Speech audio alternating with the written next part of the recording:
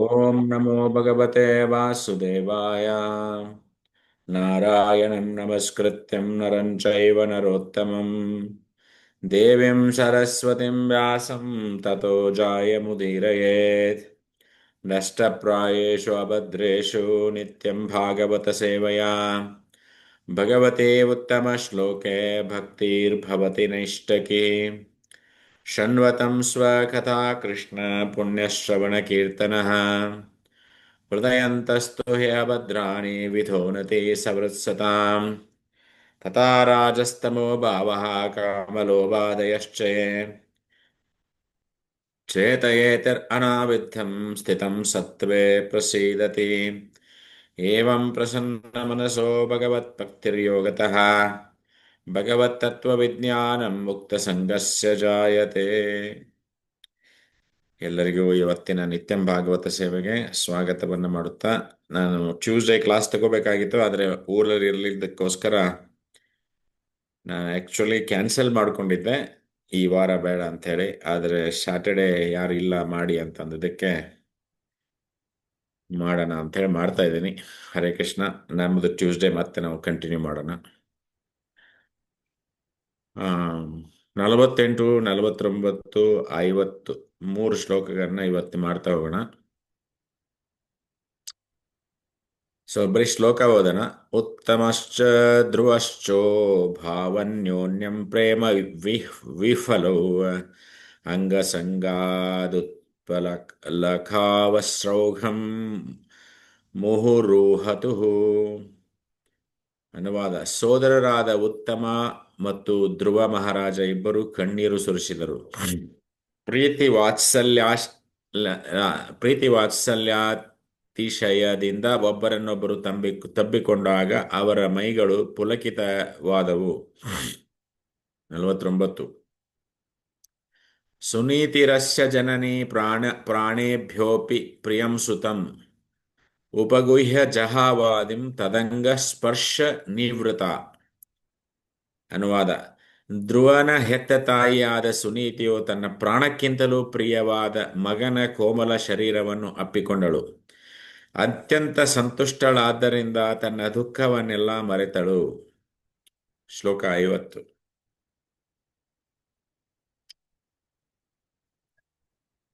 ಪಯಃ ಸ್ತನಾಭ್ಯಾಂ ಸುಸ್ರಾವ ನೇತ್ರಜೈ ಸಲೀಲೈ ಶಿವೈಃ ತದಾ ಬಿಷಿಚ್ಯಮಾನಾಭ್ಯಾಂ ವೀರವೀರಸುತೋ ಮಹೋ. ಪಯಸ್ಥನಾಭ್ಯಾಂ ಸುಸ್ರಾವ ನೇತ್ರಜೈ ಸಲೀಲೈ ಶಿವೈಃ ತದಾ ಬಿಷಿಚ್ಯಮಾನಾಭ್ಯಾಂ ವೀರವೀರಸುವೋ ಮುಹುಃ. ಪಯಸ್ಥನಾಭ್ಯಾಂ ಸುಸ್ರಾವ ನೇತ್ರಜೈ ಸಲೀಲೈ ಶಿವೈಃ ತದಾ ವಿಷಿಚ್ಯಮಾನಾಭ್ಯಾಂ ವೀರವೀರಸುವೋ ಮುಹುಃ. ಅನುವಾದ: ನನ್ನ ಪ್ರಿಯ ವಿದುರನೇ, ಸುನೀತಿಯು ವೀರಾಗ್ರಣಿಯಾದ ತಾಯಿ. ಅವಳ ಆನಂದ ಬಾಷ್ಪ, ಸ್ತನಗಳಿಂದ ಸ್ರವಿಸಿದ ಹಾಲು ಧ್ರುವ ಮಹಾರಾಜನ ಇಡೀ ದೇಹವನ್ನು ತೊಯಿಸಿದವು. ಇದು ಮಹಾಶುಭ ಚಿಹ್ನೆ. ಭಾವಾರ್ಥ: ದೇವರ ವಿಗ್ರಹಗಳನ್ನು ಪ್ರತಿಷ್ಠಾಪನೆ ಮಾಡಿದಾಗ ಅವನ್ನು ಹಾಲು, ಮೊಸರು, ಜಲ ಇವುಗಳಿಂದ ತೊಳೆಯುತ್ತಾರೆ. ಈ ಪೂಜಾ ವಿಧಿಯನ್ನು ಅಭಿಷೇಕ ಎಂದು ಕರೆಯುತ್ತಾರೆ. ಸುನೀತಿಯ ಕಣ್ಣಿನಿಂದ ಹರಿದ ನೀರು ಮಂಗಳಕರವಾದುದೆಂದು ಈ ಶ್ಲೋಕದಲ್ಲಿ ವಿಶೇಷವಾಗಿ ಹೇಳಿದೆ. ಅವನ ಪ್ರಿಯ ಮಾತೆಯ ಮಾಡಿದ ಈ ಮಂಗಳಕರ ಅಭಿಷೇಕವು ಸದ್ಯದಲ್ಲೇ ಧ್ರುವ ಮಹಾರಾಜನನ್ನು ತಂದೆಯ ಸಿಂಹಾಸನದಲ್ಲಿ ಕುಳ್ಳಿರಿಸಲಾಗುವುದೆಂಬುದರ ಶುಭ ಸೂಚನೆ. ಧ್ರುವ ಮಹಾರಾಜನು ಊರನ್ನು ಬಿಟ್ಟು ಹೋದುದರ ಹಿನ್ನೆಲೆ ಇದು. ಅವನು ತಂದೆಯ ತೊಡೆಯ ಮೇಲೆ ಕುಳಿತುಕೊಳ್ಳಲು ಹೋದಾಗ ಅದಕ್ಕೆ ತಂದೆ ಅವಕಾಶ ಕೊಡಲಿಲ್ಲ. ಆಗ ಧ್ರುವ ಮಹಾರಾಜನು ತಂದೆಯ ಸಿಂಹಾಸನ ದೊರೆತ ಹೊರತು ತಾನು ಊರಿಗೆ ಹಿಂತಿರುಗಿ ಬರುವುದಿಲ್ಲವೆಂದು ನಿರ್ಧಾರ ಮಾಡಿದ. ಈಗ ಅವನ ಪ್ರೀತಿ ಪಾತ್ರಳಾದ ತಾಯಿ ಮಾಡಿದ ಅಭಿಷೇಕವು ಅವನ ಮುಂದೆ ಉತ್ತಾನಪಾದ ಮಹಾರಾಜನ ಸಿಂಹಾಸವನ್ನು ಅಲಂಕರಿಸುತ್ತಾನೆಂಬುದರ ಮುನ್ಸೂಚನೆ. ಧ್ರುವ ಮಹಾರಾಜನ ತಾಯಿಯಾದ ಸುನೀತಿಯನ್ನು ಇಲ್ಲಿ ವೀರಸು ಅಂದರೆ ಮಹಾವೀರನಿಗೆ ಜನ್ಮ ಕೊಟ್ಟ ತಾಯಿ ಎಂದು ಕರೆದಿರುವುದು ಅರ್ಥಪೂರ್ಣವಾಗಿದೆ. ಈ ಜಗತ್ತಿನಲ್ಲಿ ಅನೇಕಾನೇಕ ವೀರರಿದ್ದಾರೆ, ಆದರೆ ಧ್ರುವ ಮಹಾರಾಜನಿಗೆ ಸರಿಸಾಟಿಯಾದವರು ಒಬ್ಬರೂ ಇಲ್ಲ. ಏಕೆಂದರೆ ಅವನು ಈ ಲೋಕದ ವೀರ ಚಕ್ರವರ್ತಿ ಮಾತ್ರವಲ್ಲ, ಭಕ್ತೋತ್ತಮನೂ ಹೌದು. ಭಕ್ತನು ಒಬ್ಬ ದೊಡ್ಡ ವೀರನೇ, ಏಕೆಂದರೆ ಅವನು ಮಾಯೆಯನ್ನು ಗೆಲ್ಲುತ್ತಾನೆ. ಚೈತನ್ಯ ಮಹಾಪ್ರಭುಗಳು ರಮಾನಂದರಾಯರನ್ನು ಈ ಲೋಕದಲ್ಲಿ ತುಂಬ ಹೆಸರುವಾಸಿಯಾದ ವ್ಯಕ್ತಿ ಯಾರು ಎಂದು ಕೇಳಿದಾಗ, ರಮಾನಂದರಾಯರು ಭಗವಂತರ ಪರಮ ಭಕ್ತನಾದವನನ್ನೇ ಹೆಸರಾಂತ ವ್ಯಕ್ತಿ ಎಂದು ತಿಳಿಯಬೇಕು ಎಂದು ಹೇಳುತ್ತಾರೆ. ಓಂ ಅಜ್ಞಾನತಿಮಿರಂಧಸ್ಯ ಜ್ಞಾನಂಜನ ಶಲಾಕಯ ಚಕ್ಷುರುನ್ಮಿಲಿತಂ ಮೇನ ತಸ್ಮೈ ಶ್ರೀ ಗುರುವೇ ನಮಃ. ಶ್ರೀ ಚೈತನ್ಯ ಮನೋಭೀಷ್ಟಂ ಸ್ಥಾಪಿತಂ ಮೇನ ಭೂತಲೆ ಸ್ವಯಂ ರೂಪ ಕದಾ ಮಾಹ್ಯಂ ದದಾಂತಿ ಸ್ವಪದಾಂತಿಕಂ. ವಂದೇಹಂ ಶ್ರೀಗುರುಂ ಶ್ರೀಯುತಪದಕಮಲಂ ಶ್ರೀಗುರುಂ ವೈಷ್ಣವಾಂಶ್ಚ ಶ್ರೀರೂಪಂ ಸಾಗ್ರಜಾತಂ ಸಹಗಣ ರಘುನಾಥಾನ್ವಿತಂ ತಂ ಸಜೀವಂ ಸಾದ್ವೈತಂ ಸಾವಧೂತಂ ಪರಿಜನಸಹಿತಂ ಕೃಷ್ಣ ಚೈತನ್ಯದೇವಂ ಶ್ರೀ ರಾಧಾಕೃಷ್ಣಪಾದಾನ್ ಸಹಗಣ ಲಲಿತಾ ಶ್ರೀ ವಿಶಾಖಾನ್ವಿತಾಂಶ್ಚ. ಹೇ ಕೃಷ್ಣ ಕರುಣಾ ಸಿಂಧು ದೀನಬಂಧು ಜಗತ್ಪತೆ ಗೋಪೇಶ ಗೋಪಿಕಾಕಾಂತ ರಾಧಾಕಾಂತ ನಮೋಸ್ತುತೆ. ತಪ್ತ ಕಾಂಚನ ಗೌರಾಂಗಿ ರಾಧೆ ವೃಂದಾವನೇಶ್ವರಿ ವೃಷಭಾನುಸುತೆ ದೇವಿ ಪ್ರಣಮಾಮಿ ಹರಿಪ್ರಿಯೆ. ವಾಂಚಕಲ್ಪತರುಭ್ಯಶ್ಚ ಕೃಪಾ ಸಿಂಧುಭ್ಯೇವ ಚ ಪತಿತನಾಂ ಪಾವನೇಭ್ಯೋ ವೈಷ್ಣವೇಭ್ಯೋ ನಮೋ ನಮಃ. ನಮಾವೋಮಿಷ್ಟಪಾದಾಯ ಕೃಷ್ಣಪೃಷ್ಠಾಯ ಭೂತಲೆ ಶ್ರೀಮತೆ ಭಕ್ತಿವೇದಾಂತ ಸ್ವಾಮಿನಿತಿ ನಾಮಿನೇ. ನಮಸ್ತೆ ಸಾರಸ್ವತಿ ದೇವಿ ಗೌರವಾಣಿ ಪ್ರಚಾರಿಣಿ ನಿರ್ವಿಶೇಷ ಶೂನ್ಯವಾದಿ ಪಾಶ್ಚಾತ್ಯ ದೇಶ ತಾರಿಣಿ. ಜಯ ಶ್ರೀ ಕೃಷ್ಣ ಚೈತನ್ಯ ಪ್ರಭು ನಿತ್ಯಾನಂದ ಶ್ರೀ ಅದ್ವೈತ ಗದಾಧಾರ ಶ್ರೀವಾಸದಿ ಗೌರಭಕ್ತ ವೃಂದ. ಹರೇ ಕೃಷ್ಣ ಕೃಷ್ಣ ಕೃಷ್ಣ ಹರೇ ಹರೇ, ಹರೇ ರಾಮ ರಾಮ ರಾಮ ಹರೇ ಹರೇ. ಮೂಕಂ ಕರೋತಿ ವಾಚಾಲಂ ಪಂಗುರ್ಲಂಗಾಯತೆ ಗಿರಿಂ ಯತ್ಕೃಪಾಪಮಹಂ ವಂದೇ ಶ್ರೀಗುರುಂ ದೀನತಾರಿಣಂ ಪರಮಾನಂದ ಮಾಧವಂ ಶ್ರೀ ಚೈತನ್ಯ ಈಶ್ವರಂ. ನಮೋ ಓಮಿಷ್ಟಪಾದಾಯ ಕಷ್ಟಪೃಷ್ಠಾಯ ಭೂತಲೆ ಶ್ರೀಮತೆ ಜಯಪತಾಕ ಸ್ವಾಮಿತಿ ನಾಮನೇ ನಮಃ. ಆಚಾರ್ಯಪಾದಾಯ ನಿತಾಯ ಕೃಪಾಪ್ರದಾಯಿನಿ ಗೌರಕತಾದಾಮದಾಯ ನಗರಗ್ರಾಮದಾಯ. ಹರೇ ಕೃಷ್ಣ. ಸೊ ಫಸ್ಟ್ ಶ್ಲೋಕದಲ್ಲಿ ಏನ್ ಹೇಳುತ್ತೆ? ಫಸ್ಟ್ ಶ್ಲೋಕ 48ನೇ ಶ್ಲೋಕದಲ್ಲಿ ಪ್ರೇಮ ವಿಹಲವು ಅನ್ನುವಂಥ ಒಂದು ಮಾತು ಬರುತ್ತೆ. ಅನ್ಯೋನ್ಯಂ ಪ್ರೇಮ ವಿಹಲವು ಅಂದ್ರೆ ಭಕ್ತರಲ್ಲಿ ಪರಸ್ಪರ ಪ್ರೀತಿಯ ತೀವ್ರತೆ ಅದನ್ನ ತೋರಿಸ್ತಾ ಇದೆ ಇಲ್ಲಿ. ಇದು ಒಂದು ದೈವಿಕವಾದಂತಹ ಪ್ರೇಮ, ಸ್ವಾರ್ಥವಿಲ್ಲದಂತಹ ಪ್ರೇಮ, ನಿಜವಾದ ಪ್ರೇಮ, ಆತ್ಮೀಯ ಸಂಬಂಧ ಇರತಕ್ಕಂತಹ ಪ್ರೇಮ. ಉದಾಹರಣೆ, ನೀವು ಪ್ರಹ್ಲಾದ ಮಹಾರಾಜ ನರಸಿಂಹದೇವರನ್ನ ಕಂಡಾಗ ಬರುವಂತಹ ಆ ಪ್ರೇಮ, ಹನುಮಂತ ರಾಮನನ್ನ ಕಂಡಾಗ ಬರುವಂತಹ ಪ್ರೇಮಕ್ಕೆ ಇದನ್ನ ಹೋಲಿಸಬಹುದು. ಆಮೇಲೆ ಅವರು ಸ್ಪರ್ಶದಿಂದಲೇ ಹರ್ಷ ಚಿಹ್ನೆ, ಅಂದ್ರೆ ಆ ಸ್ಪರ್ಶ ಮಾಡೋದ್ರಿಂದ ರೋಮಾಂಚನ ಉಂಟಾಗತ್ತೆ, ಉತ್ಸಾಹ, ಶರೀರದಲ್ಲಿ ಪರಿವರ್ತನೆ, ಇದೆಲ್ಲ ಬರುತ್ತೆ. ಒಂದು ಶ್ಲೋಕ ಬರುತ್ತೆ ಇದರಲ್ಲಿ ಭಕ್ತಿ ರಸಾಮೃತ ಸಿಂಧುದಲ್ಲಿ, ಸ್ತಂಭ ಸ್ವೇದೋದ್ವಚೋ ಗಾತಗದತ್ವಂ ರೋಮಾಂಚಿತ ವರ್ಣಭೇದಶ್ಚ ಪ್ರಳಯ ಇತ್ಯಷ್ಟೋ ಸಾತ್ವಿಕ ಮತಃ. ಇಲ್ಲಿ ಅವನಿಗೆ ರೋಮಾಂಚನ ಆಗ್ತಾ ಇದೆ. ಈ ಸಾತ್ವಿಕ ಭಾವಗಳು 8 ಸಾತ್ವಿಕ ಭಾವಗಳು, ಅಷ್ಟ ಸಾತ್ವಿಕ ಭಾವಗಳು ಬರುತ್ತೆ. ಅದನ್ನ ಇದು ಹೇಳುತ್ತೆ. ಕೆಲವೊಂದು ಟೈಮ್ ನಮಗೆ ತುಂಬಾ ಆನಂದ ಆದಾಗ ಏನೇನಾಗತ್ತೆ ಅಂತೇಳಿ ಸುಮ್ಮನೆ ನಿಂತು ಬಿಡ್ತೇವೆ. ಸ್ತಂಭ, ಆಲೋಚನೆ ಮಾಡದೇನೆ ಒಂದು ಕ್ಷಣ ಏನು ಮಾಡೋಕ್ಕಾಗಲ್ಲ. ಸ್ತಂಭದ ಅಂದ್ರೆ ಕಂಬದ ತರ ನಾವು ನಿಂತು ಬಿಡ್ತೀವಿ. ಆ ಥರ ಪ್ರಹ್ಲಾದ್ ಮಹಾರಾಜ ನರಸಿಂಹದೇವರ ಒಂದು ಭಯಾನಕ ರೂಪವನ್ನು ನೋಡಿ ಸ್ತಂಭದ ತರ ನಿಂತುಬಿಟ್ಟ. ಮುಂದೆ ಸ್ವೇದ, ಆ ಶ್ಲೋಕದಲ್ಲಿ ಹೇಳೋದು ಸ್ವೇದ ಅಂದ್ರೆ ಭಗವಂತನ ತೀವ್ರ ಸ್ಮರಣೆಯಿಂದ ಆನಂದ ಭರಿತನಾಗಿ ಅಥವಾ ಭಯಭೀತನಾಗಿ ತುಂಬಿದಾಗ ದೇಹದಲ್ಲಿ ಸ್ವೇದ ಅಂದ್ರೆ ಒಂಥರ ತೊಯ್ದು ಹೋಗುತ್ತೆ ದೇಹ. ಮೂರನೇದು ರೋಮಾಂಚನ ಆಗತ್ತೆ. ಕೆಲವೊಂದ್ಸಲ ಕೂದಲು ಎದ್ದು ನಿಲ್ಲತ್ತೆ ಅಂತಾರ ನೋಡಿ. ನನ್ಗೇನೋ ಆ ತರ ಕೇಳಿದ ತಕ್ಷಣ ಕೂದಲು ಎದ್ದು ನಿಂತು ಬಿಡ್ತು ಅಂತ ಹೇಳ್ತಾರೆ. ಆ ಥರ ಇವರಿಬ್ಬರ ಮಧ್ಯೆ ಆಗ್ತಾ ಇದೆ, ಉತ್ತಮ ಮತ್ತು ಧ್ರುವನ ಮಧ್ಯೆ. ಈ ತರ 8 ಸ್ವರಭಂಗ, ಕಂಪ, ವೈವರಣ, ಬಣ್ಣ ಚೇಂಜ್ ಆಗತ್ತೆ, ಅಶ್ರು, ಕಣ್ಣೀರು ಬರುತ್ತೆ. ಈ ತರ 8 ವಿಷಯಗಳನ್ನ ಇಲ್ಲಿ ಇದರಲ್ಲಿ ಭಕ್ತಿರಸಾಮೃತ ಸಿಂಧುದಲ್ಲಿ ವಿವರಣೆ ಮಾಡ್ತಾರೆ. ಸೊ ಕಣ್ಣೀರು ಹರಿಸ್ತಾ ಇದ್ದಾರೆ ಅವರು, ಅಷ್ಟು ಅನೋನ್ಯವಾಗಿ ಆ, ಅಣ್ಣ ತಮ್ಮಂದಿರಿಬ್ರು ಆ ಥರ ಸಂಬಂಧವನ್ನ ಬೆಳೆಸ್ತಾ ಇದ್ದಾರೆ. ಹ್ಮ್ ಮುಂದೆ ಭಕ್ತರು ಭೇಟಿಯಾದಾಗ ಕೂಡ ಅವರೆಲ್ಲರೂ ಕೂಡ ಆಧ್ಯಾತ್ಮಿಕ ಸಂಬಂಧ ಹೊಂದಿರೋದ್ರಿಂದ ಇದೇ ರೀತಿಯಾದಂತಹ ಪ್ರೇಮ ವ್ಯಕ್ತವಾಗುತ್ತೆ. ಗಾಡ್ ಬ್ರದರ್ಸ್ ಅಲ್ಲಿಯೂ ಕೂಡ ಎಷ್ಟೋ ದಿನದ ಮೇಲೆ ಎಷ್ಟೋ ತಿಂಗಳ ಮೇಲೆ ಭೇಟಿಯಾದಾಗ ಆ ಒಂದು ಆಧ್ಯಾತ್ಮಿಕ ಸಂಬಂಧ ಅವರಲ್ಲಿ ನಾವು ನೋಡಬಹುದು. ಇದು ದೈಹಿಕ ಸಂಬಂಧ ಅಲ್ಲ, ಆಧ್ಯಾತ್ಮಿಕ ಸಂಬಂಧವನ್ನ ನೋಡಬಹುದು. ಅಂದ್ರಲ್ಲಿ ಅವರ ಭಕ್ತಿಯ ಗಾಢತೆ, ಆದರೆ ಭಕ್ತಿಯ ಶುದ್ಧತೆಯನ್ನ ನಾವು ಇಲ್ಲಿ ನೋಡ್ಬೋದು. ಇಬ್ಬರು ಭಕ್ತರು ಬೇರೆ ಬಹಳ ದಿವಸದ ಮೇಲೆ ಭೇಟಿಯಾದಾಗ ಆ ಒಂದು ಪ್ರೇಮ ಅವರಲ್ಲಿ ಉಕ್ಕಿ ಹರಿಯತ್ತೆ.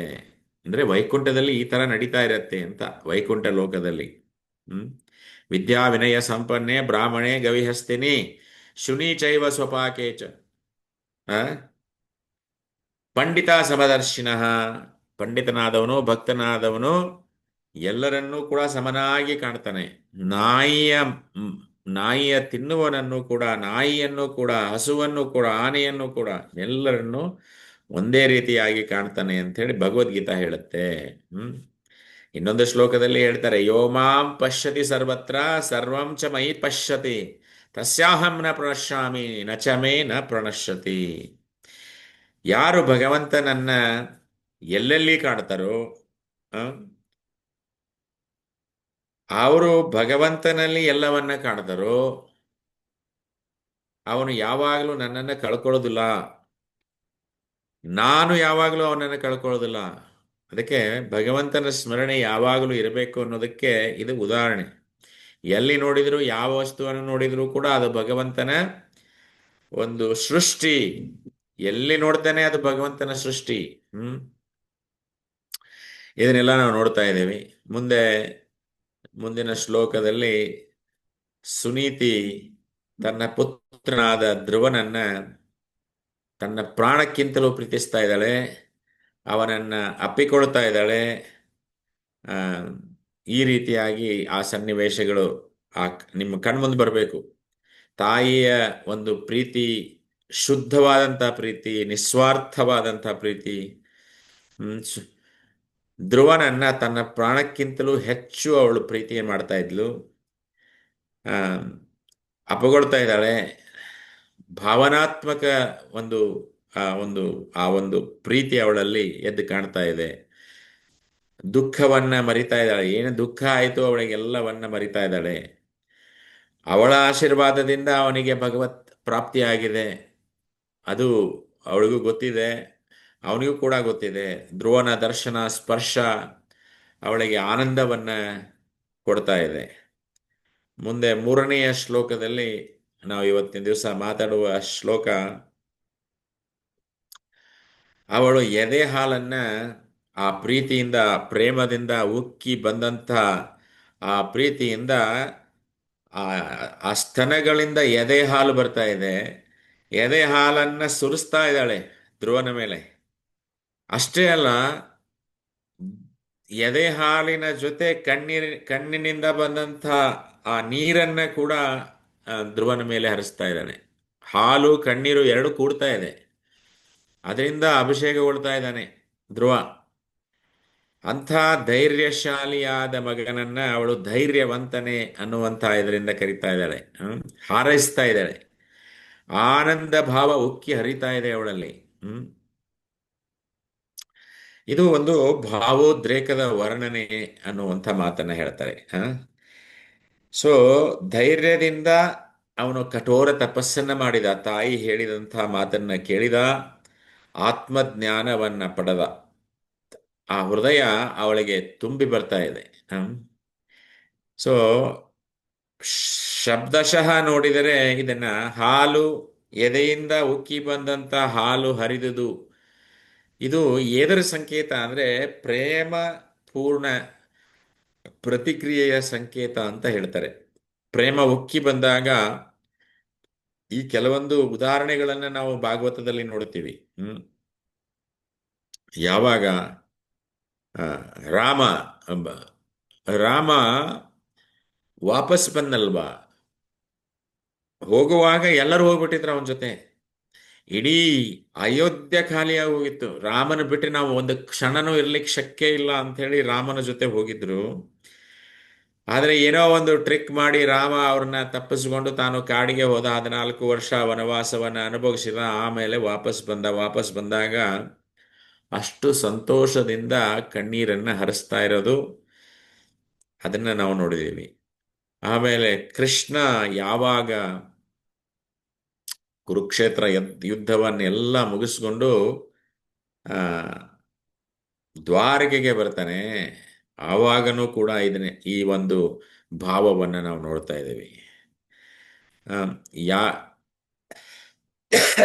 ಇದು ಆ, ಪ್ರೇಮದಿಂದ ತುಂಬಿರ್ತಕ್ಕಂತಹ ಭಾವ. ಇಲ್ಲಿ ಶಿವೈ ಅನ್ನುವಂತಹ ಒಂದು ಶಬ್ದ ಬಂದಿದೆ. ಅಂದ್ರೆ ಶುದ್ಧ ಮತ್ತು ಶುಭಕರ ಅನ್ನುವಂಥ.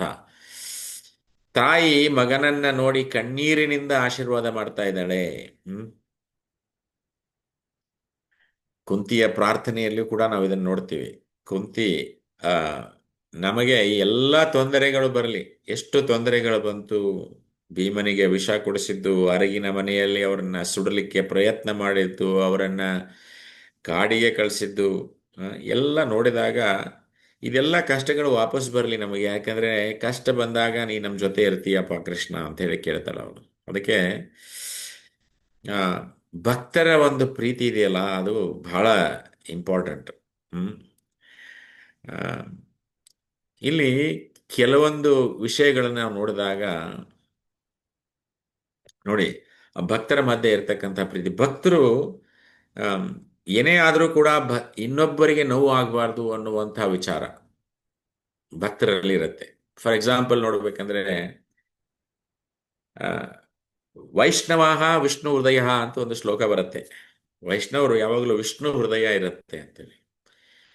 ಈ ಭೃಗುಮುನಿಗಳು ಬಂದು ವೈಕುಂಠಕ್ಕೆ ಪ್ರವೇಶ ಮಾಡಿದಾಗ ಅವರು ಆ, ವಿಷ್ಣುವಿನ ಎದೆಗೆ ಭೃಗುಮುನಿಗಳು ಒದಿತಾರೆ. ಒದ್ದಾಗ ವಿಷ್ಣು ಅವರ ಕಾಲನ್ನ ತಗೊಂಡು, ನೋಡು ನನ್ನ ಹೃದಯ ಇಷ್ಟು ಹಾರ್ಡ್ ಇದೆ, ನಿಮ್ಮ ಪಾದ ಎಷ್ಟು ಸಾಫ್ಟ್ ಇದೆ, ನಾ ಅದಕ್ಕೆ ನಾನು ಅಟ್ಲೀಸ್ಟ್ ಮಸಾಜ್ ಮಾಡ್ತೇನೆ ನಿಮ್ಮ ನಿಮ್ಮ ಪಾದಗಳನ್ನ, ಏನಾದರೂ ನಿಮಗೆ ನೋವಾಗಿರಬಹುದು ಅನ್ನುವಂಥ ಮಾತನ್ನ ವಿಷ್ಣು ಹೇಳಿದ್ದು. ಅದೇ ಮಾತನ್ನ ನೋಡಿ ಅರ್ಜುನ ಯಾವಾಗ ಆಮ್, ಅಶ್ವತ್ಥಾಮ ದ್ರೌಪದಿಯ 5 ಮಕ್ಕಳನ್ನ ರಾತ್ರಿ ಮಲಗಿದಾಗ ಕೊಂದ. ಅರ್ಜುನ ಅವಳ ದ್ರೌಪದಿಗೆ ಹೇಳ್ತಾನೆ, ನಾನು ಆ, ಅಶ್ವತ್ಥಾಮನ ರುಂಡವನ್ನ ಕಟ್ ಮಾಡಿ ತರ್ತೀನಿ ಅಂತ ಹೇಳ್ತಾನೆ. ಆದರೆ ಅಶ್ವತ್ಥಾಮನನ್ನ, ಬ್ರಹ್ಮಾಸ್ತ್ರವನ್ನ ಬಿಟ್ಟರೂ ಕೂಡ ಅಶ್ವತ್ಥಾಮನನ್ನ ಹಿಡಿದು ಕರ್ಕೊಂಬಂದು ದ್ರೌಪದಿ ಹತ್ರ ನಿಲ್ಲಿಸಿದಾಗ ದ್ರೌಪದಿಗೂ ಮೊದಲಿಗೆ ಸಿಟ್ಟು ಬಂದಿರುತ್ತೆ. 5 ಮಕ್ಕಳನ್ನ ಕಳ್ಕೊಂಡಿರ್ತಾಳಲ್ವಾ ಅವಳು. ಆದ್ರೆ ಯಾವಾಗ ಆ ಬ್ರಾಹ್ಮಣನನ್ನ ಕರ್ಕೊಂಡು ಬಂದು ದ್ರೌಪದಿ ಹತ್ರ ನಿಲ್ಲಿಸಿದ ಅರ್ಜುನ, ದ್ರೌಪದಿ ಹೇಳ್ತಾಳೆ, ನಾನು 5 ಮಕ್ಕಳನ್ನ ಕಳ್ಕೊಂಡು ನನಗೆ ಎಷ್ಟು ಕಷ್ಟ ಆಗಿದೆ ಮಕ್ಕಳನ್ನ ಕಳ್ಕೊಳ್ಳೋದು ಅಂತೇಳಿ ಗೊತ್ತಿದೆ. ಅದೇ ಕಷ್ಟ ಕೃಪಿಗೆ ಬರಬಾರ್ದು. ಯಾಕೆಂದ್ರೆ ತಂದೆ ಬೇರೆ ಇಲ್ಲ, ಕೃಪಿಯ ಗಂಡ ಇಲ್ಲ, ಆ, ಮಗನನ್ನು ಕಳ್ಕೋಬಾರ್ದು ಅನ್ನೋ ಉದ್ದೇಶದಿಂದ ಬಿಟ್ಟು ಬಿಡಿ ಅವನಂತ ಹೇಳ್ತಾಳೆ ದ್ರೌಪದಿ. ನೋಡಿ, ವೈಷ್ಣವ ವಿಷ್ಣು ಹೃದಯ ಅನ್ನುವಂಥದ್ದು ಇಲ್ಲಿ ನೋಡ್ತೀವಿ. ಸೊ ಅದಕ್ಕೆಲ್ಲರೂ ಒಪ್ಪಿಗೆ ಕೊಡ್ತಾರೆ. ಅವಳು ದ್ರೌಪದಿ ಹೇಳಿದ ಮಾತನ್ನ ಸಮ್ಮತಿಸ್ತಾರೆ. ಯಾರು? ಯುಧಿಷ್ಠಿರ ಮಹಾರಾಜ ಫಸ್ಟು. ಆಮೇಲೆ ಕೃಷ್ಣನು ಕೂಡ ಸಮ್ಮತಿಯನ್ನ ವ್ಯಕ್ತಪಡಿಸ್ತಾನಲ್ಲಿ. ಇನ್ನೊಂದು ಎಕ್ಸಾಂಪಲ್ ಕೊಡಬೇಕು ಅಂತಂದ್ರೆ, ನೀವು ಏಕನಾಥ್ ಅಂತ ಹೆಸರು ಕೇಳಿದ್ದೀರಾ. ಪಂಢರ್ಪುರದಲ್ಲಿ ಪಂಡರೀನಾಥನ ಭಕ್ತ. ನಾಳೆ ಆಷಾಢಿ ಏಕಾದಶಿ. ಅಲ್ಲಿ ಪಂಢರ್ಪುರದಲ್ಲಿ ದೊಡ್ಡ ಸಂಭ್ರಮ. ಅಲ್ಲಿ ಒಬ್ಬ ಲ್ಯಾಂಡ್ ಲಾರ್ಡ್ ಲೇಡಿ ಏಕನಾಥನ ಮೇಲೆ ಯಾವುದೋ ಒಂದು ಕಾರಣದಿಂದ ಸಿಟ್ಟು ಬಂದಿರತ್ತೆ. ಅವನಿಗೆ ಏನಾದರೂ ಮಾಡಬೇಕು ನಾನು ಅಂಥೇಳಿ ಒಬ್ಬ ವ್ಯಕ್ತಿಯನ್ನ ಅವಳು ಆ, ಆಳನ್ನ ಇಟ್ಟುಕೊಳ್ತಾಳೆ. ಇವನಿಗೆ ಇನ್ಸಲ್ಟ್ ಮಾಡಬೇಕು, ಏನಾದರೂ ಮಾಡಿ ಇನ್ಸಲ್ಟ್ ಮಾಡಬೇಕು ಅವನಿಗೆ ಅಂಥೇಳಿ ಏಕನಾಥನಿಗೆ ಅವನು ಚಂದ್ರಭಾಗ ಅನ್ನುವಂಥ ನದಿಯಲ್ಲಿ ಸ್ನಾನ ಮಾಡಿ ಮೇಲೆ ಬರ್ತಾನೆ. ಇವನು ಒಂದು ಕೊಡ ನೀರನ್ನು ಇಟ್ಕೊಂಡು ಕೂತಿರ್ತಾನೆ, ಬಾಯಲ್ಲಿ ಹಾಕಿ ನೀರು ಹಾಕೊಳ್ಳೋದು, ಅವನ ಮುಖಕ್ಕೆ ಉಗುಳೋದು. ಯಾರಿಗೆ? ಏಕನಾಥನ ಮುಖಕ್ಕೆ ಉಗುಳಿದ ತಕ್ಷಣ ಅವನು ಏನು ಹೇಳ್ತಾ ಇರಲಿಲ್ಲ. ಅವನು ಮತ್ತೆ ಏಕನಾಥ ಹೋಗಿ ಚಂದ್ರಭಾಗಾ ನದಿಯಲ್ಲಿ ಸ್ನಾನ ಮಾಡಿ ಮತ್ತೆ ಮೇಲೆ ಬರ್ತಾ ಇದ್ದ, ಇವನು ಮತ್ತೆ ಉಗುಳುತ್ತಾ ಇದ್ದ. ಎಷ್ಟು ಸಲ ಮಾಡಿರಬೇಕು? 100 ಸಲ ಮಾಡಿದ. ಅವನು ಒಟ್ಟ ಸಿಟ್ಟಿಗೆ ಹೇಳಿಲ್ಲ ಏಕನಾಥ, ಸಿಟ್ಟಿಗೆ ಹೇಳಲೇ ಇಲ್ಲ. ಅವಾಗ, ಏನು ಸ್ವಾಮಿ, ನಾನು ಇಷ್ಟು ಪಾಪವನ್ನ ಮಾಡ್ತಾ ಇದ್ದೇನೆ, ನಿಮ್ಮ ಭಕ್ತ ಅಂತ ದೊಡ್ಡ ಭಕ್ತರ ಮೇಲೆ ನಾನು ಇಷ್ಟು ಕಷ್ಟವನ್ನ ಕೊಡ್ತಾ ಇದ್ರು ಕೂಡ ನೀವು ಒಂದು ಚೂರು ಕೂಡ ಸಿಟ್ಟಿಗೆ ಹೇಳ್ತಾ ಇಲ್ಲ, ಕೋಪದಿಂದ ಏನು ಮಾಡ್ತಾ ಇಲ್ಲ ಅಂದಾಗ, ನೀನು 100 ಸಲ ನನಗೆ ಚಂದ್ರಭಾಗಾ ನದಿಯಲ್ಲಿ ಸ್ನಾನ ಮಾಡುವಂತಹ ಅವಕಾಶವನ್ನ ಕಲ್ಪಿಸಿಕೊಟ್ಟೆಯಲ್ಲ ಅನ್ನುವಂಥ ಮಾತನ್ನ ಏಕನಾಥ್ ಹೇಳ್ತಾರೆ. ದೊಡ್ಡ ಭಕ್ತ ಏಕನಾಥ್, ಪಂಢರಪುರ ವಿಠ್ಠಲನ ಭಕ್ತ. ಸೊ ಈ ರೀತಿ ಎಷ್ಟು ಎಕ್ಸಾಂಪಲ್ ಬರ್ತೇವೆ. ನಾರದ ಮುನಿ ವಾಲ್ಮೀಕಿ ಕತೆ ಕೇಳಿದಾಗ, ವಾಲ್ಮೀಕಿ ಬೇಡರವನಿರ್ತಾನೆ ಮುಂಚೆ, ಅವನು ಆ ಖಡ್ಗವನ್ನ ಹಿಡ್ಕೊಂಡು ನಾರದ ಮುನಿಗಳನ್ನ ಹೆದರಿಸ್ಲಿಕ್ಕೆ ಹೋಗ್ತಾನೆ. ಹ್ಮ್. ಅದೆಲ್ಲ ಕತೆ ಕೇಳಿದಿರ. ಆಮೇಲೆ ಅವನಿಗೆ ರಾಮ ಅನ್ಲಕ್ ಸಹಿತ ಬರ್ತಿರಲಿಲ್ಲ ಅವನಿಗೆ ಮರ ಅನ್ನುವಂಥ, ಯಾಕಂದ್ರೆ ಅವನು ಪ್ರಾಣಿಗಳನ್ನ ಕೊಂದು ಆ ಅದರ ಮಾಂಸವನ್ನ ಮನೆಗೆ ತಂದು ಕೊಡ್ತಿರ್ತಾನೆ. ಸೊ ಈ ರೀತಿಯಾಗಿ ಮಾಡೋದಕ್ಕೋಸ್ಕರ ನಾರದ ಮುನಿಗಳಿಂದ ಒಂದು ಆ, ಉಪದೇಶವನ್ನ ಪಡೆದು ಮುಂದೆ ದೊಡ್ಡ ಭಕ್ತನಾಗ್ತಾನೆ. ಸೊ ಹಾಗೆ ಒಂದು ಸಲ ಈಶ್ವರಪುರಿ ಯಾರು? ನಮ್ಮ ಚೈತನ್ಯ ಮಹಾಪ್ರಭುಗಳ ಗುರುಗಳು. ಅವರು ಮಾಯಾಪುರಕ್ಕೆ ಬಂದಿರ್ತಾರೆ. ಅದ್ವೈತ ಆಚಾರ್ಯರ ಮನೆಯಲ್ಲಿ ಕಥಾ ನಡೆದಿರುತ್ತೆ. ಆ ಕಥಾ ನಡೆದಾಗ ಆ ಬಾಗಿಲಲ್ಲಿ ಕೂತ್ಕೊಂಡು ಕಥೆಯನ್ನ ಕೇಳ್ತಾ ಇರ್ತಾರೆ. ಆ ಕಥೆಯನ್ನ ಕೇಳ್ತಾ ಕೇಳ್ತಾ ಅವರು ಫೇಂಟ್ ಆಗಿಬಿಡ್ತಾರೆ. ಅಂದ್ರೆ ಆವಾಗ ಅದ್ವೈತ ಆಚಾರ್ಯರು ಅವರನ್ನ ಗುರುತಿಡಿತಾರೆ. ಅಂದ್ರೆ ಅವರಲ್ಲಿ ಒಂದು ಆ ಭಾವ ಇರುತ್ತೆ. ಹ್ಮ್. ನಂದು ತೋರಿಸ್ಕೊಳ್ಬಾರ್ದು, ನಾನು ದೊಡ್ಡ ಭಕ್ತ ಅಂತ ತೋರಿಸ್ಬಾರ್ದು ಅನ್ನುವಂಥ ಭಾವ ಇರುತ್ತೆ. ನೀವು ಕಥೆಯನ್ನೇ ಕೇಳಿದಿರ, ಚೈತನ್ಯ ಮಹಾಪ್ರಭು ಕೂಡ ಪ್ರಕಾಶಾನಂದ ಸರಸ್ವತಿ ಅವರ ಇದಕ್ಕೆ ಹೋದಾಗ ಅಲ್ಲಿ ಏನಾಯ್ತು ಅಂತೇಳಿ. ಅದು ಬಿಡಿ, ಪ್ರಭುಪಾದರ ಎಕ್ಸಾಂಪಲ್ ತಗೊಳ್ಳಿ. ಪ್ರಭುಪಾದ್ರ ಅಮೆರಿಕಕ್ಕೆ ಹೋದ್ರು, ಪಾಪ ಆ 1 ವರ್ಷಗಳ ಕಾಲ ಯಾರು ಅವರನ್ನ ಹತ್ರ ಕೂಡ ಬರಲಿಲ್ಲ. All alone. 3 ತಿಂಗಳು ಮಾತ್ರ ಅವರಿಗೆ ಏನೋ ಒಂದು ಒಬ್ಬರ ಮನೆಯಲ್ಲಿ ಅವಕಾಶವನ್ನ ಮಾಡಿಕೊಂಡಿದ್ರು. ಆಮೇಲೆ ಹಿಪ್ಪೀಸ್ಗಳು ಬರ್ತಾರೆ. ಅವರು ಮೋಸ್ಟ್ ಡ್ರಗ್ ಅಡಿಕ್ಟ್ಸ್. ಡ್ರಗ್ಗಳನ್ನ ತಗೋತಿರ್ತಾರೋ, ಏನೇನೋ ತಗೊಳ್ತಿರ್ತಾರೋ ಅವ್ರು ಡ್ರಗ್ಸ್. ಅವ್ರು ಬಂದು ಪ್ರಭುಪಾದರು ಅವರಿಗೆ ಅಡುಗೆ ಮಾಡ್ತಾರೆ, ಅವ್ರಿಗೆ ಊಟಕ್ಕೆ ಬಡಿಸ್ತಾರೆ, ಅವ್ರ ಪ್ಲೇಟ್ಗಳನ್ನ ಎತ್ತಾರೆ, ಅವ್ರ ಪ್ಲೇಟ್ಗಳನ್ನ ತೊಳಿತಾರೆ. ಎಷ್ಟೋ ತಿಂಗಳುಗಳ ಕಾಲ ಅಷ್ಟೆಲ್ಲ ಮಾಡಿ ಒಂದು ಸಲ ಒಬ್ಬ ಮಾತಾಜಿ ಕೇಳ್ತಾರೆ, ಲೇಡಿ ಬಂದು, ಇಷ್ಟೆಲ್ಲ ನಮಗೆ ಮಾಡ್ತಾ ಇದ್ದೀರಾ, ಪ್ರತಿ ದಿವಸ ನೀವೇ ಅಡಿಗೆ ಮಾಡ್ತೀರಾ, ನೀವೇ ನಮಗೆ ಊಟಕ್ಕೆ ಬಡಿಸ್ತೀರಾ, ನೀವೇ ಅವನಿಗೆ ತಾಟ್ ಎತ್ತೀರಾ, ಪಾತ್ರೆಗಳನ್ನೆಲ್ಲ ತೊಳಿತೀರಾ, ಅಟ್ಲೀಸ್ಟ್ ನನಗೊಂದು ಏನಾದ್ರು ಸೇವಾ ಕೊಡಿ ಅಂದಾಗ ಅವ್ರು ಹೇಳ್ತಾರೆ, ಅಟ್ಲೀಸ್ಟ್ ಒಂದು ದಿವಸ ಯಾರಾದರೂ ಬಂದು ನಾನು ಕೇಳಬಹುದು ಅಂತ ಆಸೆ ಪಟ್ಟಿದ್ದೆ, ಇವಾಗ ನೀನು ಬಂದಿದೀಯಮ್ಮ, ನೀನು ಪಾತ್ರೆಗಳನ್ನ ತೊಳಿಬಹುದು ಅಂತ ಹೇಳ್ತಾರೆ. ಅದಕ್ಕೆ ನಮಗೆ 2 ಮಾರ್ಗಗಳಿದೆ.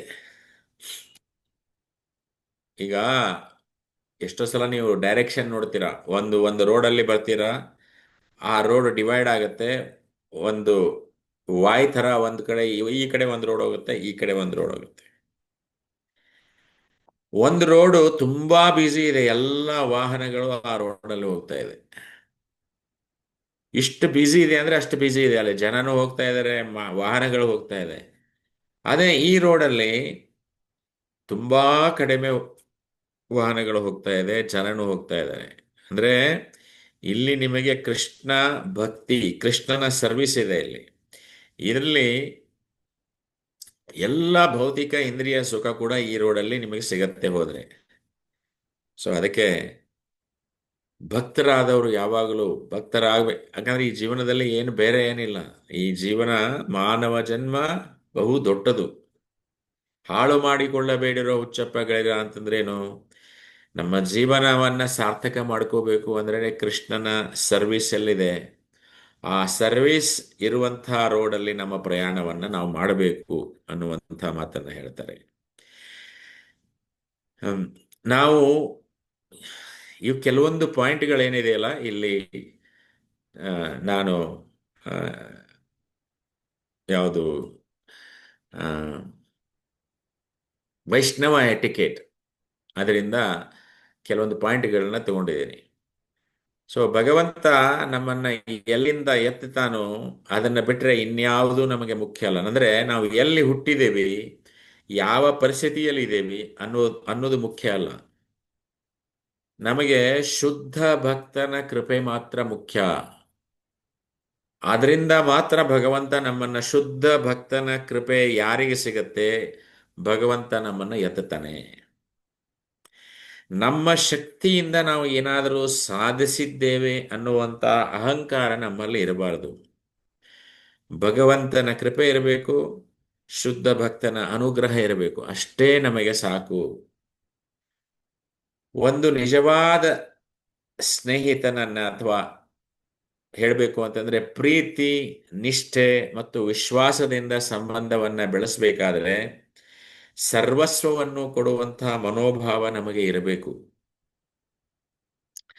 ಯಾವ ಲಾಭಕ್ಕಾಗಿ ಅಥವಾ ಉದ್ದೇಶಕ್ಕಾಗಿ ಅಲ್ಲದೆ ಭಗವಂತನ ಅಥವಾ ಭಕ್ತನ ಸೇವೆಗಾಗಿ ಸುದೀರ್ಘ ಸಮಯದ ಪ್ರೀತಿಯೇ ಶುದ್ಧ ಪ್ರೀತಿ.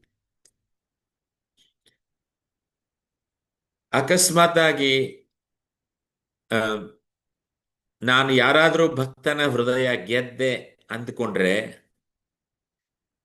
ಅಂದ್ರೆ ನನಗೆ ಭಗವಂತ ದೊರೆತ ಅನ್ನೋದಕ್ಕೆ ಸಮಾನ ಅದು. ಅಂದ್ರೆ ಶುದ್ಧ ಭಕ್ತನ ಹೃದಯ ಗೆಲ್ಲೋದು ಅಷ್ಟು ಈಸಿ ಅಲ್ಲ. ಶುದ್ಧ ಭಕ್ತನ ಹೃದಯ ಗೆಲ್ಲುವುದು ಅಂದ್ರೆ ಭಗವಂತನನ್ನ ಗೆಲ್ಲುವುದು. ಯಾಕೆಂದ್ರೆ ಭಗವಂತ ಭಕ್ತನ ಹೃದಯದಲ್ಲಿ ನಿತ್ಯವಾಗಿ ವಾಸ ಮಾಡ್ತಾನೆ. ಭಕ್ತನಾದವನು ಭಗವಂತನ ಸ್ಮರಣೆಯಲ್ಲಿರ್ತಾನೆ. ಇದು ಭಕ್ತನ ಲಕ್ಷಣ.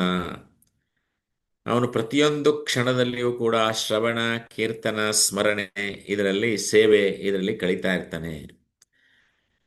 ನಾವು ಇಂದ್ರಿಯ ಸುಖದ ಆಸಕ್ತಿಯಿಂದ ದೂರ ಇರಬೇಕು. ಹ್ಮ್ ದೂರ ಇದ್ರೆ ಮಾತ್ರ ಭಗವತ್ ಪ್ರೀತಿಯನ್ನ ಬೆಳೆಸಲಿಕ್ಕೆ ಸಾಧ್ಯ ಇದೆ. ಹ? ಯಾವಾಗ ಭಗವತ್ ಪ್ರೀತಿಯನ್ನು ನಾವು ಬೆಳೆಸ್ತೇವೆ, ಇತರ ಆಸಕ್ತಿಗಳು ಶಮನವಾಗ್ತವೆ. ಫಾರ್ ಎಕ್ಸಾಂಪಲ್ ಹೇಳ್ಬೇಕಂದ್ರೆ ನಾವು ಬೆಳಗಿನ ಒಂದು ಬ್ರೇಕ್ಫಾಸ್ಟಿಗೆ ಹೋಗಿರ್ತೀವಿ ಅಂತ ತಿಳ್ಕೊಳ್ಳಿ. ಮಂಗಳಾರತಿಗೆ ಬಂದಿರ್ತೀರಾ, ಬ್ರೇಕ್ಫಾಸ್ಟಿಗೆ ಹೋಗ್ತೀವಿ. ಅಲ್ಲಿ ಫಸ್ಟು ಒಂದು ಹಲ್ವಾ ಬಕೆಟ್ ತಂದಿರ್ತಾರೆ. ಎಲ್ಲರೂ ಹಲ್ವಾವನ್ನ ಪ್ಲೇಟಲ್ಲಿ ಹಾಕೊಳ್ತಾರೆ. ಹಾಕೊಂಡ ತಕ್ಷಣ ಸ್ವಲ್ಪ ಹೊತ್ತಿನ ಮೇಲೆ ಇನ್ನು ಯಾವುದು ಬಂದಿರಲ್ಲ, ಒಂದೇ ಪ್ಯಾಕೆಟ್ ಬಂದಿರುತ್ತೆ, ಹಲ್ವಾ ಹಾಕೊಂಡಿರ್ತಾರೆ. ಸ್ವಲ್ಪ ಹೊತ್ತಿನ ಮೇಲೆ ಅವನು ಗುಲಾಬ್ ಜಾಮೂನ್ ಬಕೆಟ್ ತಂದಿರ್ತಾನೆ.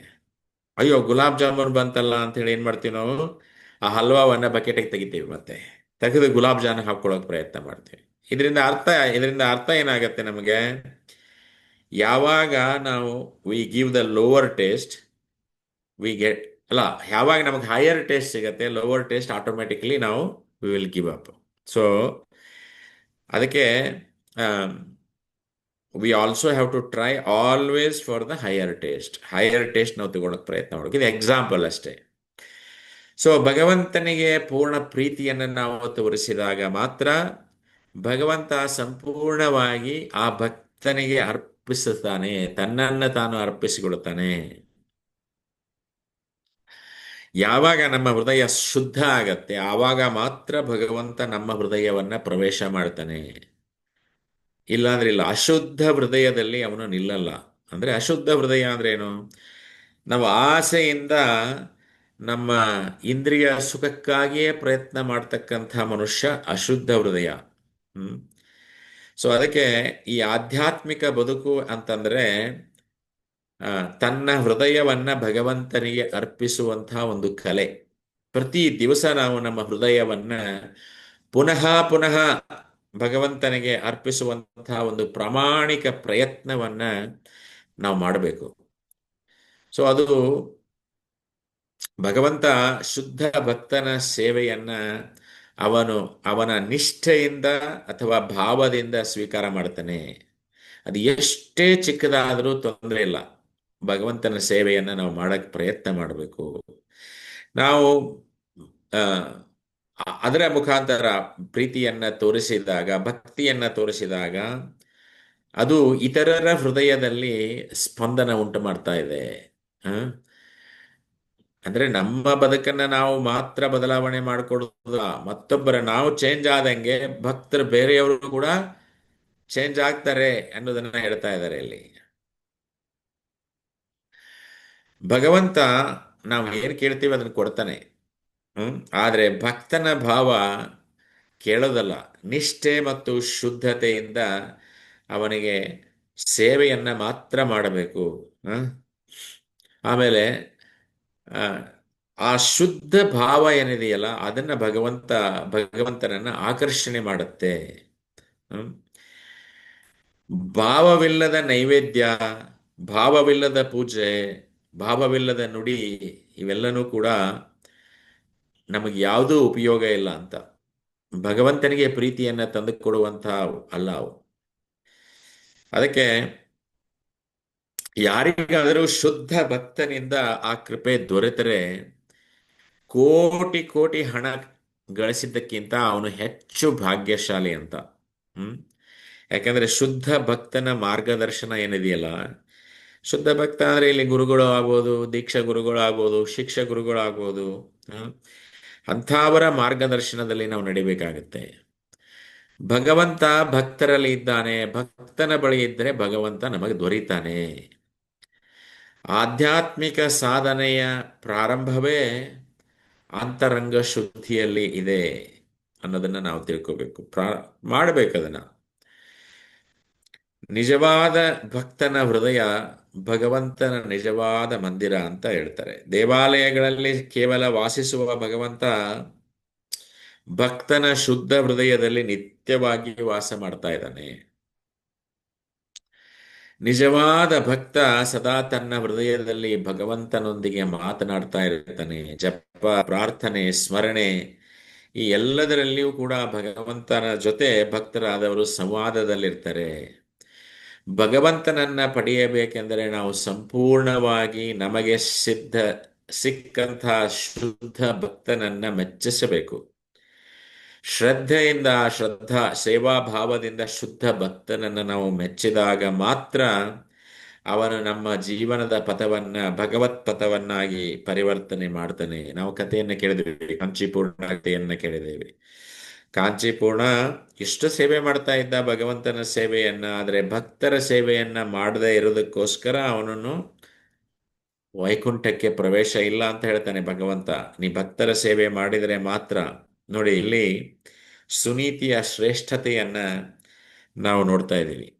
ಸುನೀತಿಯ ಶ್ರೇಷ್ಠತೆ, ಆ, ತಾನು ಎಂತಹ ಮಹಾ ವ್ಯಕ್ತಿ ಎಂಬುದನ್ನ ತೋರಿಸ್ತಾ ಇಲ್ಲ ಅವಳು.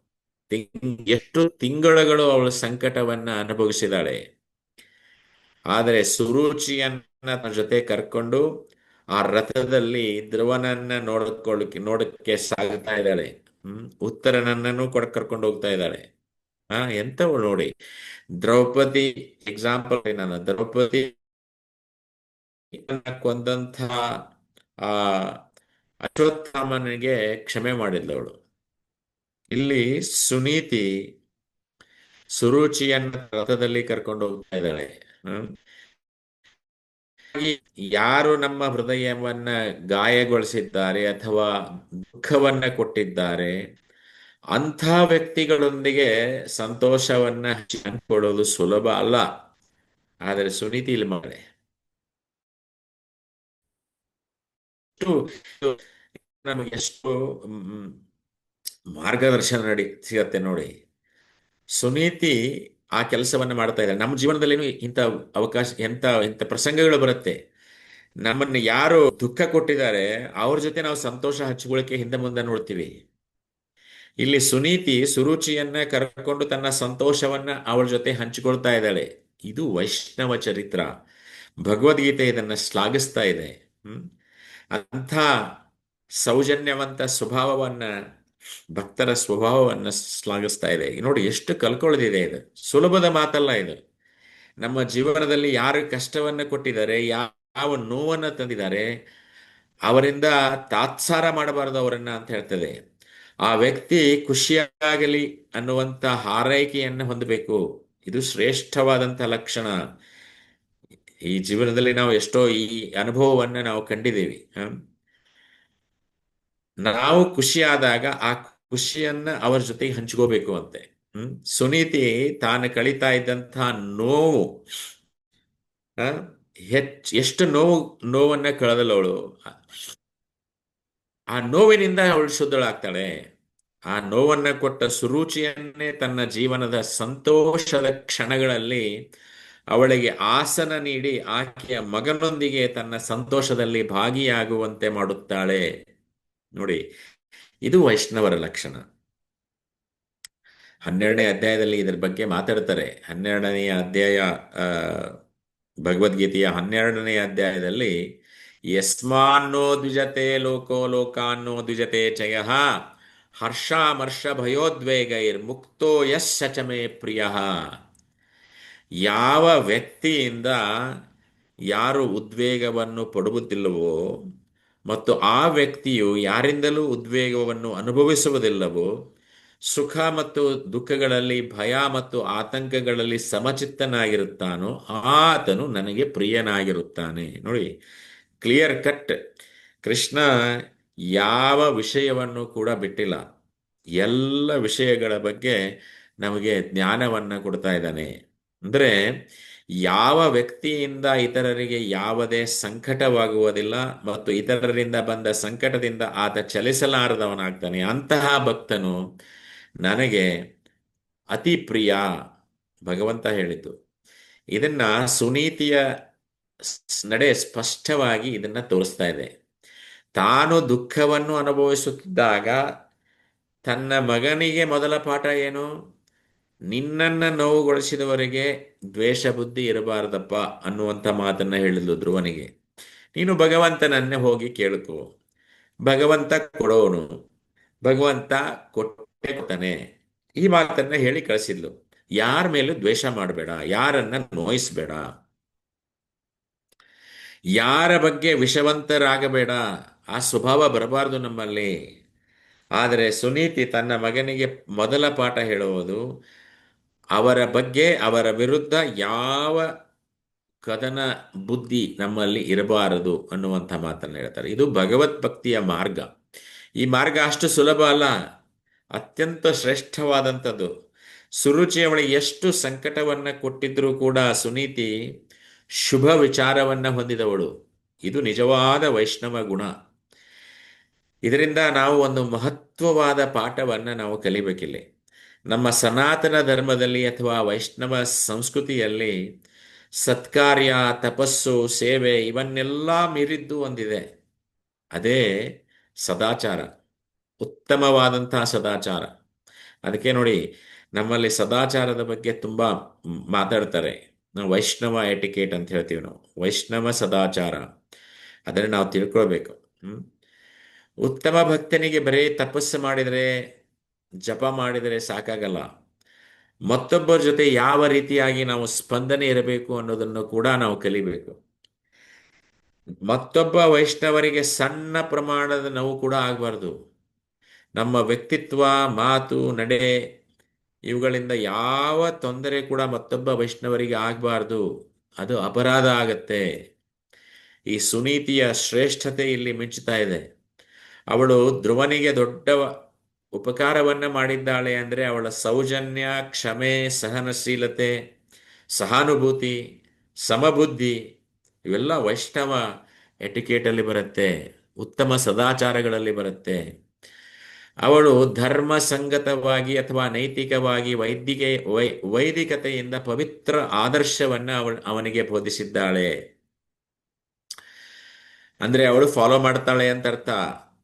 ಅಂದ್ರೆ ಭಗವಂತನ ಕಥೆಯ ವಿಷಯದಲ್ಲಿ ಪಾಂಡಿತ್ಯ ಇದ್ರೂ ಕೂಡ ಸದಾಚಾರದಲ್ಲಿ ತಪ್ಪು ಆಯ್ತಂದ್ರೆ ಅದು ಭಗವಂತನಿಗೆ ಇಷ್ಟ ಆಗೋದಿಲ್ಲ. ಸೊ ಒಬ್ಬ ಭಕ್ತರು ನೋಡಿ, ಅನೇಕ ತೀರ್ಥಕ್ಷೇತ್ರಗಳಲ್ಲಿ ಸಂಚಾರ ಮಾಡ್ತಾ ಇದ್ದಾಗ ಒಂದು ಸ್ಥಳದಲ್ಲಿ ನಿಲ್ಲಿಸ್ತಾರೆ. ಅಲ್ಲಿ ಒಬ್ಬ ಬಾಲಕ ಇರ್ತಾನೆ. ಅವನು ದಾಸಿಯ ಪುತ್ರ. ತಾಯಿ ಹೆಸರು ಗೊತ್ತಿಲ್ಲ, ತಂದೆ ಹೆಸರು ಗೊತ್ತಿಲ್ಲ, ಪರಿಚಯ ಇಲ್ಲ. ಆ ಬಾಲಕ ತಾಯಿಯ ಪ್ರೇರಣೆಯಿಂದ ಆ ಭಕ್ತರ ಸೇವೆಯಲ್ಲಿ ಉತ್ತಮ ಸದಾಚಾರವನ್ನ ಹೊಂದಿದ. ಆ ಕಾರಣದಿಂದನೇ ಆ ಬಾಲಕನಿಗೆ ಆಶೀರ್ವಾದ ದೊರೀತು, ಅವರ ಆಶೀರ್ವಾದ. ಮುಂದೆ ಅವನು ದೊಡ್ಡ ನಾರದ ಮುನಿಯಾದ. ಅಂಥ ದೊಡ್ಡ ಭಕ್ತನಾದ.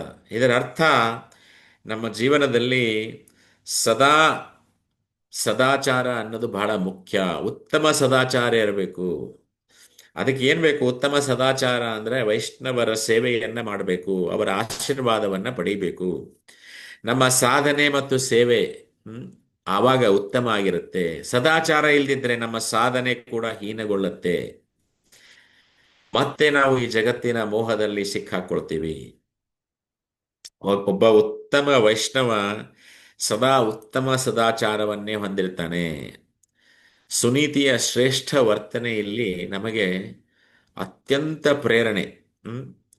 ಯಾವ ವರ್ತನೆ ಇರಬೇಕು ವೈಷ್ಣವರೆಡೆ, ಯಾವ ಗೌರವ ನಾವು ಕೊಡಬೇಕು ಅನ್ನೋದನ್ನ ಇಲ್ಲಿ ಹೇಳ್ಕೊಡ್ತಾರೆ.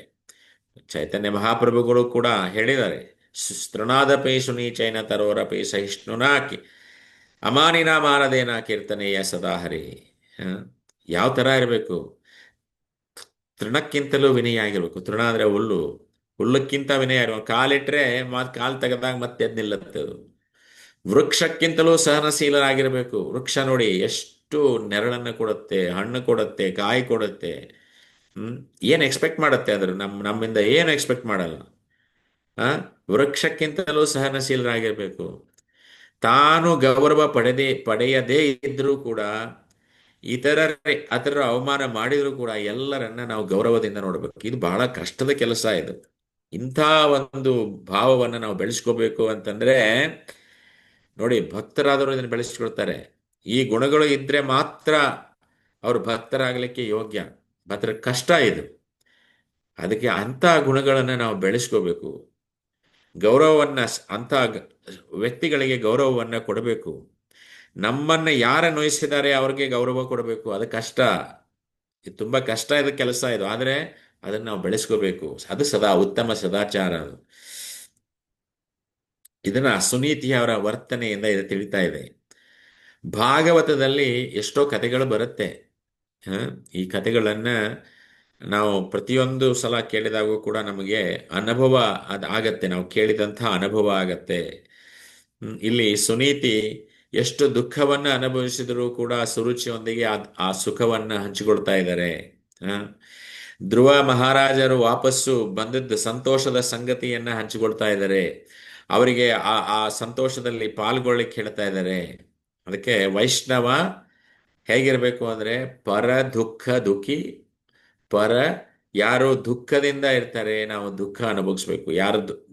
ಅಂತ ಪರ ದುಃಖ ದುಃಖಿ ಅಂಥವರ ಹೃದಯದಲ್ಲಿ ಕರುಣೆ ಇರುತ್ತೆ, ಅನುಕಂಪ ಇರುತ್ತೆ. ಒಂದ್ಸಲ ವಾಸುದೇವ ದತ್ತರು ಚೈತನ್ಯ ಮಹಾಪ್ರಭುಗಳಿಗೆ ಹೇಳ್ತಾರಂತೆ, ಈ ಎಲ್ಲರನ್ನೂ ಕರ್ಕೊಂಡು ಹೋಗ್ಬಿಡಿ, ಎಲ್ಲರ ಪಾಪಗಳನ್ನು ನಾ ತಗೊಳ್ತೀನಿ, ನನಗೆ ಕೊಟ್ಟುಬಿಡಿ, ನಾನು ಇಲ್ಲೇ ಇರ್ತೀನಿ, ಅನುಭವಿಸ್ತೀನಿ, ಅದನ್ನ ಪಾಪದ ಫಲವನ್ನು ಅನುಭವಿಸ್ತೀನಿ.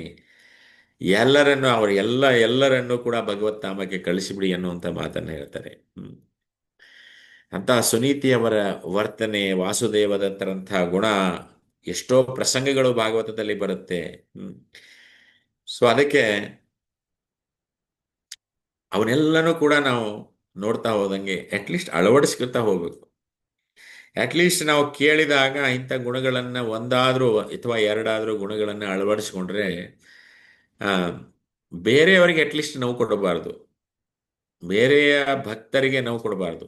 ಅಂಥ ಶ್ರೇಷ್ಠ ಗುಣಗಳನ್ನು ನಾವು ಹೊಂದಬೇಕು. ಒಮ್ಮೆ ಚೈತನ್ಯ ಮಹಾಪ್ರಭುಗಳು ನಿಮಾಯ್ ಪಂಡಿತ್, ಅವಾಗ ತುಂಬ ದೊಡ್ಡ ಪಂಡಿತರು, ಅವರು ವ್ಯಾಕರಣವನ್ನು ಕಲಿಸ್ತಾ ಇದ್ರಂತೆ. ವ್ಯಾಕರಣವನ್ನ ಕಲಿಸುವಾಗ ಅಲ್ಲಿ ಕೇಶವ ಕಾಶ್ಮೀರಿ ಅಂತ ಹೇಳಿ ದೊಡ್ಡ ಪಂಡಿತ, ಅವರು ದಿಗ್ವಿಜಯ ಪಂಡಿತ, ಅವ್ರು ಬರ್ತಾರೆ. ಎಲ್ಲ ಕಡೆ ವಾದ ಮಾಡಿ ಗೆದ್ದು ಬಂದಿರ್ತಾರೆ. ಆವಾಗ ನವದ್ವೀಪಕ್ಕೆ ಬಂದ ತಕ್ಷಣ ಎಲ್ಲರೂ ಇನ್ನೇನು ಮಾಡಬೇಕು ಅಂತ ಹೇಳಿ ಇಂಥ ಪಂಡಿತರ ಜೊತೆ ವಾದ ಮಾಡೋದು ತುಂಬಾ ಕಷ್ಟ. ಸೋಲು ಏನಾದರೂ ಬಂದ್ರೆ ನವದ್ವೀಪದ ಗೌರವ ಹಾಳಾಗತ್ತೆ ಅನ್ನುವಂಥ ಇದಕ್ಕೆ ಎಲ್ಲ ಪಂಡಿತರು ಹಿಂದೆ ಸರಿತಾರೆ. ಇವ್ರ ಜೊತೆ ವಾದ ಮಾಡೋದು ಬೇಡ ಅಂತೇಳಿ. ಅಲ್ಲಿ ಅವನು ಗಂಗಾ ನದಿಯ ತೀರದಲ್ಲಿ ಪಂಡಿತ್ ಚೈತನ್ಯ ಮಹಾಪ್ರಭುಗೆ ನಿಮಾಯ ಪಂಡಿತ್ ಅಂತ ಇರ್ತಾರೆ. ಒಂದು ದೊಡ್ಡ ಪಂಡಿತರು ಅವರು. ಅವಾಗ ವ್ಯಾಕರಣವನ್ನು ಕಲಿಸ್ತಾ ಇರ್ತಾರೆ ಹುಡುಗರಿಗೆ. ಸೊ ಅಕಸ್ಮಾತ್ ಏನಾದ್ರು ಈ ನಿಮಾಯ ಪಂಡಿತ್ ಏನು ಸೋತ್ರು ಕೂಡ ಹಾನಿ ನಮಗೆ ಆಗಲ್ಲ, ಯಾಕಂದ್ರೆ ಅವನು ಬಾಲಕ ಅಂತ ಹೇಳಿ ಆ, ತಿಳ್ಕೊಂಡಿರ್ತಾರೆ. ಒಂದು ದಿವಸ ಆ ಗಂಗಾ ನದಿಯ ತೀರದೊಳಗೆ ಅವರು ಆ ಮಕ್ಕಳಿಗೆ ವ್ಯಾಕರಣವನ್ನ ಹೇಳಿಕೊಡುವಾಗ ಕೇಶವ ಕಾಶ್ಮೀರಿ ಅಲ್ಲಿ ಬರ್ತಾರೆ. ಆ ಬಾಲಕನ ಒಂದು ಭಂಗಿಯನ್ನ ನೋಡಿ ಆಕರ್ಷಿತರಾಗ್ತಾರೆ.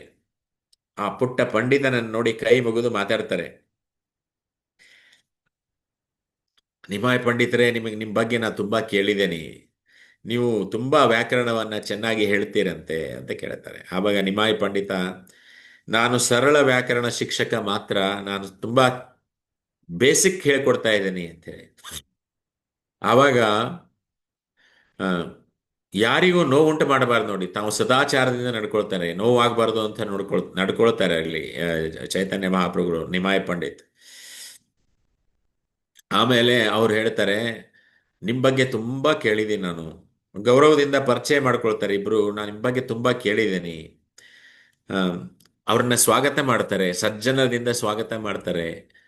ಆ, ಆಮೇಲೆ ಅವ್ರಿಗೆ ಹೇಳ್ತಾರೆ, ನೀವು ತುಂಬಾ ಗದ್ಯ ಮತ್ತು ಪದ್ಯಗಳಲ್ಲಿ ತುಂಬಾ ಪರಿಣಿತಿಯನ್ನ ಹೊಂದಿದ್ದೀರಿ ಅಂತ ಕೇಳಿದ್ದೀನಿ. ಏನಾದರೂ ತುರ್ತಾಗಿ ಏನಾದರೂ ಪದ್ಯವನ್ನ ಬರೆದು ನನಗೆ ಹೇಳ್ತೀರಾ ಅಂತ ಕೇಳ್ತಾರೆ. ಹಾಗಾದ್ರೆ ಒಂದು ಗಂಗೆಯ ಮೇಲೆ ಗಂಗೆಯ ಮೇಲೆ, ಗಂಗಾ ಮಾತೆಯ ಮಹಿಮೆಯ ಮೇಲೆ ಕೆಲವೊಂದು ಶ್ಲೋಕಗಳನ್ನ ರಚನೆ ಮಾಡಿ ನನಗೆ ಹೇಳಿ ಅಂತ ಹೇಳ್ತಾರೆ. ತಕ್ಷಣವೇ ಪಟ ಪಟ ಪಟ ಪಟ ಪಟ ಪಟ ಒಂದು 100 ಶ್ಲೋಕವನ್ನ ರಚನೆ ಮಾಡಿ, ನಿರಂತರವಾಗಿ ರಚನೆ ಮಾಡಿ ಹೇಳಿಬಿಡ್ತಾರೆ ಅವ್ರ ಹತ್ರ. ಅವರು ಚಿತ್ತವಿಟ್ಟು ಕೇಳ್ತಾ ಇರ್ತಾರೆ. ಅವಾಗ ಚೈತನ್ಯ ಮಹಾಪ್ರಭು ನಿಮಾಯ ಪಂಡಿತ್ ಹೇಳ್ತಾರೆ, ಕೆಲವೊಂದು ಅಲಂಕಾರಗಳು, ನೀವು ಕೆಲವೊಂದು ಅಲಂಕಾರಗಳನ್ನ ಏನು ಬೆಳೆಸಿದಿರಿ, ಆ ಆ ಆ ಅಲಂಕಾರಗಳ ಬಗ್ಗೆ ಗಮನ ಇದೆಯಾ ನಿಮಗೆ ಅಂತ ಒಂದೇ ಒಂದು ಮಾತನ್ನ ಕೇಳ್ತಾರೆ. ಕೇಳಿದ ತಕ್ಷಣ ಕೇಶವ ಕಾಶ್ಮೀರಿ ಸ್ವಲ್ಪ ನಡಗ್ಲಿಕ್ಕೆ ಶುರು ಮಾಡ್ತಾರೆ. ಅವ್ರಿಗೆ ರಚನೆ ಮಾಡಿದ್ದು ವಾಪಸ್ ಅದನ್ನೇ ಹೇಳಕ್ ಆಗಲ್ಲ. ತಾವೇನು ರಚನೆ ಮಾಡಿರ್ತಾರೆ ಅದನ್ನೇ ವಾಪಸ್ ಅವ್ರಿಗೆ ಹೇಳಕ್ ಆಗಲ್ಲ. ಆದರೆ ಒಮ್ಮೆ ಕೇಳಿಸ್ಕೊಂಡಿರ್ತಾರೆ ನಿಮಾಯ ಪಂಡಿತ್, ಅದನ್ನು ಪೂರ್ತಿಯಾಗಿ ಅವ್ರ ಹತ್ರ ಹೇಳ್ತಾರೆ. ಹೇಳಿ, ಈ ಕೆಲವೊಂದು ಇಲ್ಲಿ ಅಲಂಕಾರಗಳಲ್ಲಿ ಒಂದು ಚೂರು ನೀವು ಸರಿ ಮಾಡ್ಕೋಬೇಕು, ಸರಿ ಇಲ್ಲ ಇದು ಅಲಂಕಾರ ಅಂತೇನೆಲ್ಲ ಹೇಳ್ತಾರೆ.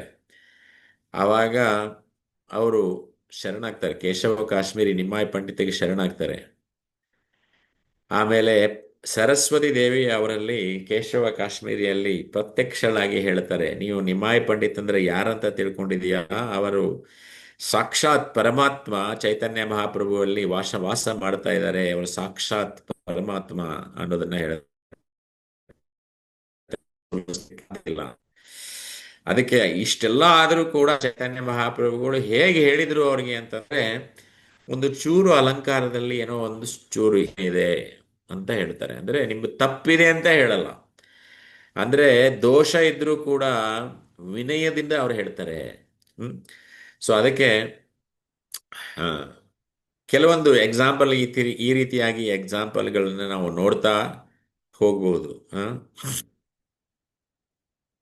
ಸೊ ವೈಷ್ಣವರಾದವರು ಸಂವೇದನಾಶೀಲರಾಗಿರಬೇಕು ಅನ್ನೋದನ್ನ ಚೈತನ್ಯ ಮಹಾಪ್ರಭುಗಳು ಈ ಉದಾಹರಣೆ ಮೂಲಕ ಆ, ಕಲಿಸ್ಕೊಡ್ತಾರೆ. ಸೊ ಇಲ್ಲಿಗೆ ಸುಮಾರು ವಿಷಯಗಳನ್ನ ನಾವು ಇವತ್ತು ನೋಡ್ಕೊಂಡು ಹೋದ್ವಿ. ಈ ಸುನೀತಿ, ಧ್ರುವ ಮಹಾರಾಜರು ಅವರು ಯಾವ ರೀತಿಯಾಗಿ ವೈಷ್ಣವ ಎಟಿಕೇಟ್ ಅನ್ನ ಬೆಳೆಸ್ಕೊಂಡಿದ್ರು ಅನ್ನೋದನ್ನ ನಾವು ನೋಡಿದ್ವಿ ಇಲ್ಲಿ. ಸೊ ಸುಮಾರು ವಿಷಯಗಳನ್ನ ನಾವು ಚರ್ಚೆ ಮಾಡಿದ್ದೀವಿ. ಸೊ ಇದರಿಂದ ಪ್ರಭುಪಾದರ ಕಥೆ ಲೀಲಾಮೃತ ಓದಿದಾಗೂ ಕೂಡ ನಮಗೆ ಇಂಥ ವಿಷಯಗಳು ಸಿಗ್ತಾನೇ ಹೋಗುತ್ತೆ. ಹ್ಮ್. ಆ, ಒಂದು ಸಲ ಹೇಳಬೇಕು ಅಂತಂದ್ರೆ, ಒಂದು ಸಲ ಆ, ಇದು ತುಂಬಾ ಕತೆ ದೊಡ್ಡದಿದೆ, ಮುಂದಿನ ಸಲ ಇದರಲ್ಲಿ ಹೇಳ್ತೀನಿ. ದೊಡ್ಡ ಕತೆ ಇದೆ, ಮುಂದಿನ ಪ್ರವಚನಗಳಲ್ಲಿ ಈ ಕಥೆಯನ್ನು ಡಿಸ್ಕಸ್ ಮಾಡೋಣಂತೆ. ತುಂಬ ದೊಡ್ಡದಿದೆ. ಇಲ್ಲಿಗೆ ಕ್ಲಾಸ್ ಮುಗಿಸೋಣ. ಏನಾದರೂ ಪ್ರಶ್ನೆಗಳಿದ್ರೆ ಕೇಳಿ. ಈ ಕಥೆಯನ್ನು ಡೆಫಿನೆಟ್ ಆಗಿ ನಾನು ಹೇಳ್ತೀನಿ ನೆಕ್ಸ್ಟ್ ಕ್ಲಾಸ್ಗಳಲ್ಲಿ. Hare Krishna. Over to you ಪ್ರಭು.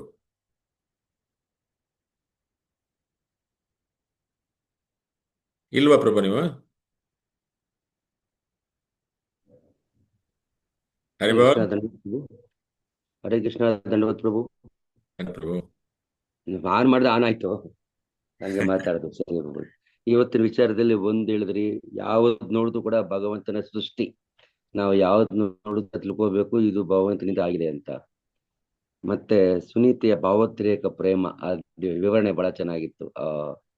ಸುನೀತಿ ಅವ್ರ ಮಗನ್ ನೋಡಿ. ಮತ್ತೆ ಅಶ್ವತ್ಥಾಮದ್ದು ಉಪಪಾಂಡವನ್ನ ಸಾಯಿಸ್ಬಿಟ್ರು. ಆದ್ರೆ ಅರ್ಜುನ ಅವನ್ ಕರ್ಕೊಂಡ್ ದ್ರೌಪದಿ ಮುಂದೆ ನಿಲ್ಲಿಸ್ದ, ಸಾಯಿಸ್ಬಿಡೋಣ ಇವನ್ನ ಅಂತ. ಆದ್ರೆ ದ್ರೌಪದಿ ಹೇಳ್ತಾರೆ, ಬೇಡ ಬೇಡ, ನಾನು 5 ಮಕ್ಕಳು ಕಳ್ಕೊಂಡಿದ್ದೀನಿ, ಅವನಿಗಿರೋದು ಒಬ್ಬನೇ ಮಗ, ಅವನು ಸಾಯಿಸ್ಬೇಡ. ಆ ಒಂದು ಪ್ರೀತಿ. ಅದಕ್ಕೆ ಹೇಳ್ತಾ ಇದ್ರಿ, ಯಾರು ನಮಗ್ ತೊಂದರೆ ಕೊಟ್ಟರು ಸಹ ನಾವು ಅವರಿಗೆ ತೊಂದರೆ ಕೊಡಬಾರದು. ತುಂಬಾ ಕಷ್ಟದ ವಿಷಯ ಅಲ್ವಾ ಅದು? ಕಷ್ಟ ಅದು. ನಾನು ಅದನ್ನ ಹೇಳಕ್ಕೆ ಬಂದಿದ್ದೀನಿ ನಿಮ್ಮ ಹತ್ರ. ಬಹಳಷ್ಟು ಎಕರೆ ಒಂದು ಕಷ್ಟಪಟ್ಟು ಒಂದು ಹಣ್ಣು ತಿನ್ನೋ ಟೈಮಲ್ಲಿ ಯಾರೋ ಕಿತ್ಕೊಂಡ್ಬಿಟ್ರೆ ಎಷ್ಟು ಕಷ್ಟ ಆಗುತ್ತೆ. ಕಷ್ಟಪಟ್ಟಿದ್ದನ್ನ ಕಳ್ಕೋಬೇಕು ಅಷ್ಟೇ ಕಷ್ಟ ಆಗುತ್ತೆ. ಆದ್ರೆ ಒಬ್ಬರು ತಪ್ಪು ಮಾಡಿ ನಮ್ಮ ಜೀವನದಲ್ಲಿ ಆಟ ಆಡೋದನ್ನ ನೋಡಿ ನಾವು ಶ್ರಮಿಸ್ಬೇಕು ಅನ್ನೋದು, ಅದೇ ಭಗವಂತ ಅದೇ ಹೇಳಿದ, ಇಂಥವನಂದ್ರೆ ಬಹಳ ಇಷ್ಟ ನನಗೆ ಅಂತ. ಯಾಕಂದ್ರೆ ಯಾರ ಮೇಲೆ ದ್ವೇಷ, ಯಾರ ಮೇಲೆ ಪ್ರೀತಿ ಯಾವುದು ನಾ ಸೋಚಿತಿ ನಾ ಕಾಂಕ್ಷತಿ ಅಂತ ಹೇಳಿದಲ್ಲ, ಅಂದ್ರೆ ಅದು ಬಹಳ ದ್ವೇಷವನ್ನ ಮುಂದುವರ್ಸ್ಕೊಂಡು ಹೋಗಬಾರ್ದು. ಅದು ಭಕ್ತರ ಲಕ್ಷಣ. ದ್ವೇಷ ಇರುತ್ತೆ, ಯಾರ್ದೋ ಮೇಲೆ ದ್ವೇಷ ಇರುತ್ತೆ. ದ್ವೇಷವನ್ನೇ ಮುಂದುವರ್ಸ್ಕೊಂಡು ಹೋಗಬಾರ್ದು. ನಮಗೆ ಸಂತೋಷದ ಕ್ಷಣಗಳು ಬಂದಾಗ ಅವ್ರ ಜೊತೆ ನಾವು ಅನುಭವಿಸ್ಬೇಕು ಅದನ್ನ ಅಂತ ಹೇಳೋದು. ಬಹಳ ಕ್ವಶನ್ ಪ್ರಭು. ಭೃಗು ಮಹಾಮುನಿ ಆ ಲೋಕಕ್ಕೆ ಹೋಗಿ ವಿಷ್ಣುವಿಗೆ ಓದಿತಲ್ಲ, ಎಷ್ಟು ಧೈರ್ಯ ಇರ್ಬೇಕು, ಎಷ್ಟು ಅದರ ಅರ್ಥ ಏನು ಅಂತ ಅರ್ಥ ಆಗ್ತಾ ಇಲ್ಲವಾ. ಒಬ್ಬ ಸಾಧಾರಣ ಮಾನವ ಹೋಗ್ಬಿಟ್ಟು ಆ ಲೋಕಕ್ಕೆ ಹೋಗ್ಬಿಟ್ಟು ಓದಿಬೇಕಾದ್ರೆ ಅದು ಎಷ್ಟು ತಪ್ಪು ಕೆಲಸ ಅಲ್ಲ ಪ್ರಭು ಅದು. ಅದು ಯಾವುದೋ ಒಂದು ಕಾರಣ ಇರುತ್ತೆ, ಅದಕ್ಕೂ ಒಂದು ಕಾರಣ ಇರುತ್ತೆ. ಯಾವುದೋ ಕಾರಣ ಇಲ್ಲದೆ ಭಗವಂತನ ಲೀಲೆಗಳು ಆ ಥರ ಬರೋದಲ್ಲ. ಸೊ ಅದಕ್ಕೂ ಒಂದು ಕಾರಣ ಇರುತ್ತೆ.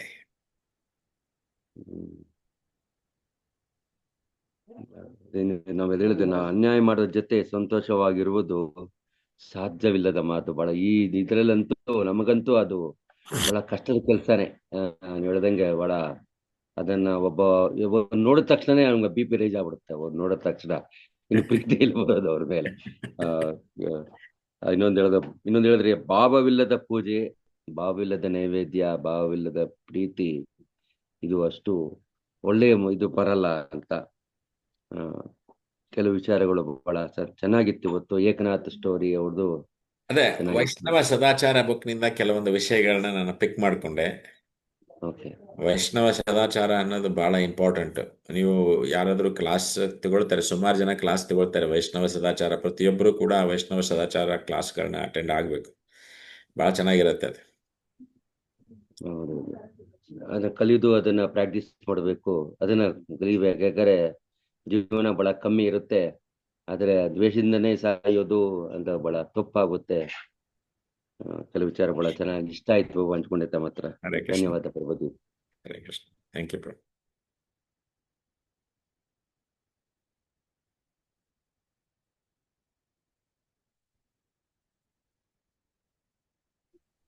हरे कृष्णा प्रभु जी, दंडवत प्रणाम प्रभु जी. ಧನ್ಯವಾದ ಪ್ರಭು. ಪ್ರಭು ಜಿ, ಹೇಳಿ. ಡೈಲಿ ಭಾಗವತಂ ಕೇಳ್ತಾ ಹೋದ್ರೆ ಹಾ ಸಣ್ಣ ಸಣ್ಣ ವಿಷಯಗಳು ಅಂತ ನಾವೇನ್ ನೆಗ್ಲೆಕ್ಟ್ ಮಾಡಿದ್ವಿ, ಅಷ್ಟು ವಿಷಯಗಳನ್ನ ನಮ್ಮನ್ನ ನಾವು ಪರಿವೀಕ್ಷಣೆ ಮಾಡ್ಕೊಳ್ಳೋದಕ್ಕೆ ಒಂದು ಒಳ್ಳೆ ಬೇಗ ಡಯಾಸ್ ಆಗ್ತದೆ ಪ್ರಭುಜಿ. ಅವಾಗ ಅದನ್ನ ನನ್ನ ದೋಷ ನನಗ್ ಕಂಡ್ರೆ ಆ ದೋಷವನ್ನು ಸರಿಪಡಿಸ್ಕೊಂಡ್ಬಿಟ್ರೆ ಪರ್ಫೆಕ್ಷನ್ ಅನ್ನೋದನ್ನ ತಾನಾಗಿ ಸಿದ್ಧವಾಗುತ್ತೆ. ಇಲ್ಲಿ ಏನು ಆ ಹೃದಯ ವೈಶಾಲ್ಯತೆ, ಅದನ್ನು ಒಬ್ಬರನ್ನವರು ಕ್ಷಮೆ ಮಾಡಿರ್ತಕ್ಕಂಥದ್ದು, ಸ್ವೀಕಾರ ಮಾಡ್ತಕ್ಕಂಥದ್ದು, ಅವೆಲ್ಲ ಭಾವನೆಗಳನ್ನ ನೋಡ್ತಾ ಹೋದ್ರೆ ನಮ್ಮ ಜೀವನದೊಳಗೂ ಕೂಡ ಬೇಕಾದಷ್ಟು ಡೈಲಿ ಲೈಫ್ ಒಳಗೆ ನಾವೆಲ್ಲ ಗಮನಿಸ್ತೀವಿ. ಎಸ್, ಯಾಕೆ ನಾವು ಕೂಡ ಆ ಸ್ಟೇಜ್ಗೆ ಆ ಥರ ಆಲೋಚನೆ ಮಾಡಕ್ ಅವಕಾಶ ಮಾಡ್ಕೊಳ್ಳೋದಕ್ಕೆ ಒಂದು ನಮಗೆ ನಾವು ಆಲೋಚನೆ ಮಾಡೋದಕ್ಕೆ, ವಿಚಾರ ಮಾಡೋದಕ್ಕೆ, ಅಳವಡಿಸೋದಕ್ಕೆ ಭಾಗವತ ಒಂದು ಎನ್ಸೈಕ್ಲೋಪೀಡಿಯಾನೇ ಪ್ರಭುಜಿ. ಸೊ ವಿತೌಟ್ ಭಾಗವತ ಮನುಷ್ಯ ನಿಜವಾಗೂ ಕೂಡ ಯಾವ ಕಾರಣಕ್ಕೂ ಉದ್ಧಾರ ಆಗಕ್ಕೆ ಸಾಧ್ಯವೇ ಇಲ್ಲ. ಅದನ್ನ ಅನುಭವಿಸ್ಬಿಟ್ಟ ಅನುಭವವಾದಾಗ ತಾನೇ ತಾನಾಗಿ ಎಲ್ಲದೂ ಕೂಡ ಪರ್ಫೆಕ್ಷನ್ ಅನ್ನೋದು ಸಾಧ್ಯವಾಗುತ್ತೆ ಅನ್ನೋದು ಇವತ್ತಿನ ಕ್ಲಾಸಲ್ಲಿ ತಾವು ಬಹಳ ಚೆನ್ನಾಗಿ ಮನವರಿಕೆ ಮಾಡಿಕೊಟ್ಟಿದ್ದೀರಿ ಪ್ರಭುಜಿ. ಹರೇ ಕೃಷ್ಣ ಪ್ರಭುಜಿ. ಹರೇ ಕೃಷ್ಣ. ಧನ್ಯವಾದ. ಈಗ ನೋಡಿ, ನಿಮ್ಗೆ ಇನ್ನೊಂದು ಹೇಳ್ಬೇಕಂದ್ರೆ, ದೊಡ್ಡ ದೊಡ್ಡ ಕಂಪನಿಗಳಲ್ಲಿ ಇಯರ್ ಎಂಡ್ ಅಲ್ಲಿ ಅಪ್ರೈಸಲ್ ಅಂತ ಹೇಳಿ ಮಾಡ್ತಾರೆ. ಎಷ್ಟು ಜನ ಗೊತ್ತಿದೆಯೋ ಗೊತ್ತಿಲ್ಲ ನನಗೆ. ಅಪ್ರೈಸಲ್ ಅಂತ ಮಾಡ್ತಾರೆ. ಆ ಅಪ್ರೈಸಲ್ ಮಾಡೋದಕ್ಕಿಂತ ಮುಂಚೆ ಸೆಲ್ಫ್ ಅಪ್ರೈಸಲ್ ಅಂತ ಇರುತ್ತೆ. ಅಂದ್ರೆ ನನ್ನನ್ನು ನಾನು ನನ್ನ ಪರ್ಫಾರ್ಮೆನ್ಸ್ ಅನ್ನ ನಾನು ಇವ್ಯಾಲ್ಯುವೇಷನ್ ಮಾಡ್ಕೊಳ್ಳೋದು. ಇವ್ಯಾಲ್ಯುವೇಷನ್ ಮಾಡಿಕೊಂಡು ನಾನು ಏನು ಸಾಧಿಸಿದೆ ಒಂದು ವರ್ಷದಲ್ಲಿ, ಅಥವಾ ನನಗೇನು ಗುರಿಗಳನ್ನ ಕೊಟ್ಟಿದ್ರು, ಆ ಗುರಿಗಳನ್ನ ಎಷ್ಟರ ಮಟ್ಟಿಗೆ ನಾನು ಸಾಧಿಸಿದೆ ಅನ್ನೋದನ್ನ ನಾನು ಬರೆದು ತೋರಿಸ್ಬೇಕು, ಅಲ್ಲಿ ಬರೆದು ಕೊಡಬೇಕು ರೈಟಿಂಗ್ನಲ್ಲಿ. ಅದರ ಜೊತೆ ಅವರು ತಮ್ಮ ಅನಿಸಿಕೆಗಳನ್ನ ಅದರ ಮೇಲೆ ಇವ್ಯಾಲ್ಯುವೇಷನ್ ಮಾಡ್ತಾರೆ. ಸೊ ಅದಕ್ಕೆ ನಮ್ಮನ್ನು ನಾವು ಅಟ್ಲೀಸ್ಟ್ ತಿಂಗಳಿಗೊಮ್ಮೆನೋ ಅಥವಾ 3 ತಿಂಗಳಿಗೊಮ್ಮೆನೋ ಇಂಟ್ರಾಸ್ಪೆಕ್ಷನ್ ಮಾಡ್ಕೋಬೇಕು. ಅಂದ್ರೆ ಈ ಭಕ್ತಿಯ ಮಾರ್ಗ ಇದೆಯಲ್ಲ, ಭಕ್ತಿಯ ಮಾರ್ಗದಲ್ಲಿ ನಾವು ಎಷ್ಟು ಹೆಜ್ಜೆ ಮುಂದೆ ಬಂದಿದ್ದೇವೆ. ನಾವು ಕೇಳ್ತಾ ಇರ್ತೀವಿ, ಭಾಗವತವನ್ನ ಕೇಳ್ತಾ ಇರ್ತೀವಿ, ಕಥೆಗಳನ್ನ ಕೇಳ್ತಾ ಇರ್ತೀವಿ, ಪ್ರಸಂಗಗಳನ್ನ ನೋಡ್ತಾ ಇರ್ತೀವಿ. ಎಲ್ಲ ನೋಡಿದಾಗ ನಾವು ಎಷ್ಟು ಹೆಜ್ಜೆಗಳನ್ನ ಮುಂದೆ ಹಾಕಿದ್ದೇವೆ ಭಕ್ತಿಯ ಮಾರ್ಗದಲ್ಲಿ ಅನ್ನೋದನ್ನ ನಾವು ನೋಡ್ಕೊಂಡು ಹೋದಾಗ ಅದನ್ನ ನಾವು ಕರೆಕ್ಷನ್ ಮಾಡ್ಕೊಳ್ಳೋಕೆ ಅನುಕೂಲ ಆಗುತ್ತೆ ಅಷ್ಟೇ. ಈಗ ಸುನೀತಿಯ ಕಥೆಯನ್ನ ಕೇಳಿದ್ವಿ. ಸುನೀತಿ ನೋಡಿ, ಎಷ್ಟು ಅವಳಿಂದ ಸುರುಚಿಯಿಂದ ತುಂಬಾ ಕಷ್ಟ ನೊಂದಿದ್ಲು. ಅವಳು ನೊಂದಿದ್ರು ಕೂಡ ತನ್ನ ಮಗನಿಗೆ ಹೇಳಿದ್ಲು, ನೀನು ಎಷ್ಟೇ ಆದರೂ ಕೂಡ ನಿನ್ನ ಮತ್ತೊಬ್ಬರಿಗೆ ದ್ವೇಷದಿಂದ ಇದನ್ನ ಮಾಡ್ಬೇಡಪ್ಪ, ನೀನು ಭಗವಂತನನ್ನೇ ಕೇಳು, ಯಾರ ಮೇಲೂ ದ್ವೇಷ ಮಾಡಬೇಡ ಅಂತ ಹೇಳಿ ಕಳಿಸಿದ್ಲು. ಆ ರೀತಿಯಾಗಿ ಅವನು ತಪಸ್ಸು ಮಾಡಿದ, 6 ತಿಂಗಳು ತಪಸ್ಸು ಮಾಡಿದ, ಭಗವಂತನನ್ನ ಒಲಿಸಿಕೊಂಡ, ಭಗವಂತನಿಂದ ದೊಡ್ಡ ಲೋಕವನ್ನೇ ಪಡೆದ. ಆ ಮಾತು ಬೇರೆ ಇರಲಿ, 36,000 ವರ್ಷ ಅವನು ಆಳಿದ್ದಂತೆ. ನೋಡಿ, ಅವಾಗ 1,00,000 ವರ್ಷ ಜೀವನ ಮಾಡ್ತಾ ಇದ್ರು ಸತ್ಯಯುಗದಲ್ಲಿ, ಅವನು 36,000 ವರ್ಷ ಅವನು ಆಳ್ತಾನೆ. ಇದೆಲ್ಲ ನೋಡಿದಾಗ ನಮಗೆ ಇಂಟ್ರಾಸ್ಪೆಕ್ಷನ್ ಅನ್ನೋದು ತುಂಬಾ ಇಂಪಾರ್ಟೆಂಟ್. ನಮ್ದು ಇಂಟ್ರಾಸ್ಪೆಕ್ಷನ್ ಅಂದ್ರೆ ನಮ್ಮ ಪರ್ಫಾರ್ಮೆನ್ಸ್ ಅನ್ನು ನಾವು ಇವ್ಯಾಲ್ಯುವೇಷನ್ ಮಾಡ್ಕೋಬೇಕು. ಆವಾಗ ನಮ್ಮ ಭಕ್ತಿ ಯಾವ ರೀತಿಯಾಗಿ ಸಾಗ್ತಾ ಇದೆ ಅನ್ನೋದನ್ನು ಗೊತ್ತಾಗತ್ತೆ. ಹರೇ ಕೃಷ್ಣ. ಹರೇ ಕೃಷ್ಣ ಪ್ರಭುಜಿ. ಧನ್ಯವಾದ ಪ್ರಭುಜಿ. ಹರೇ ಕೃಷ್ಣ.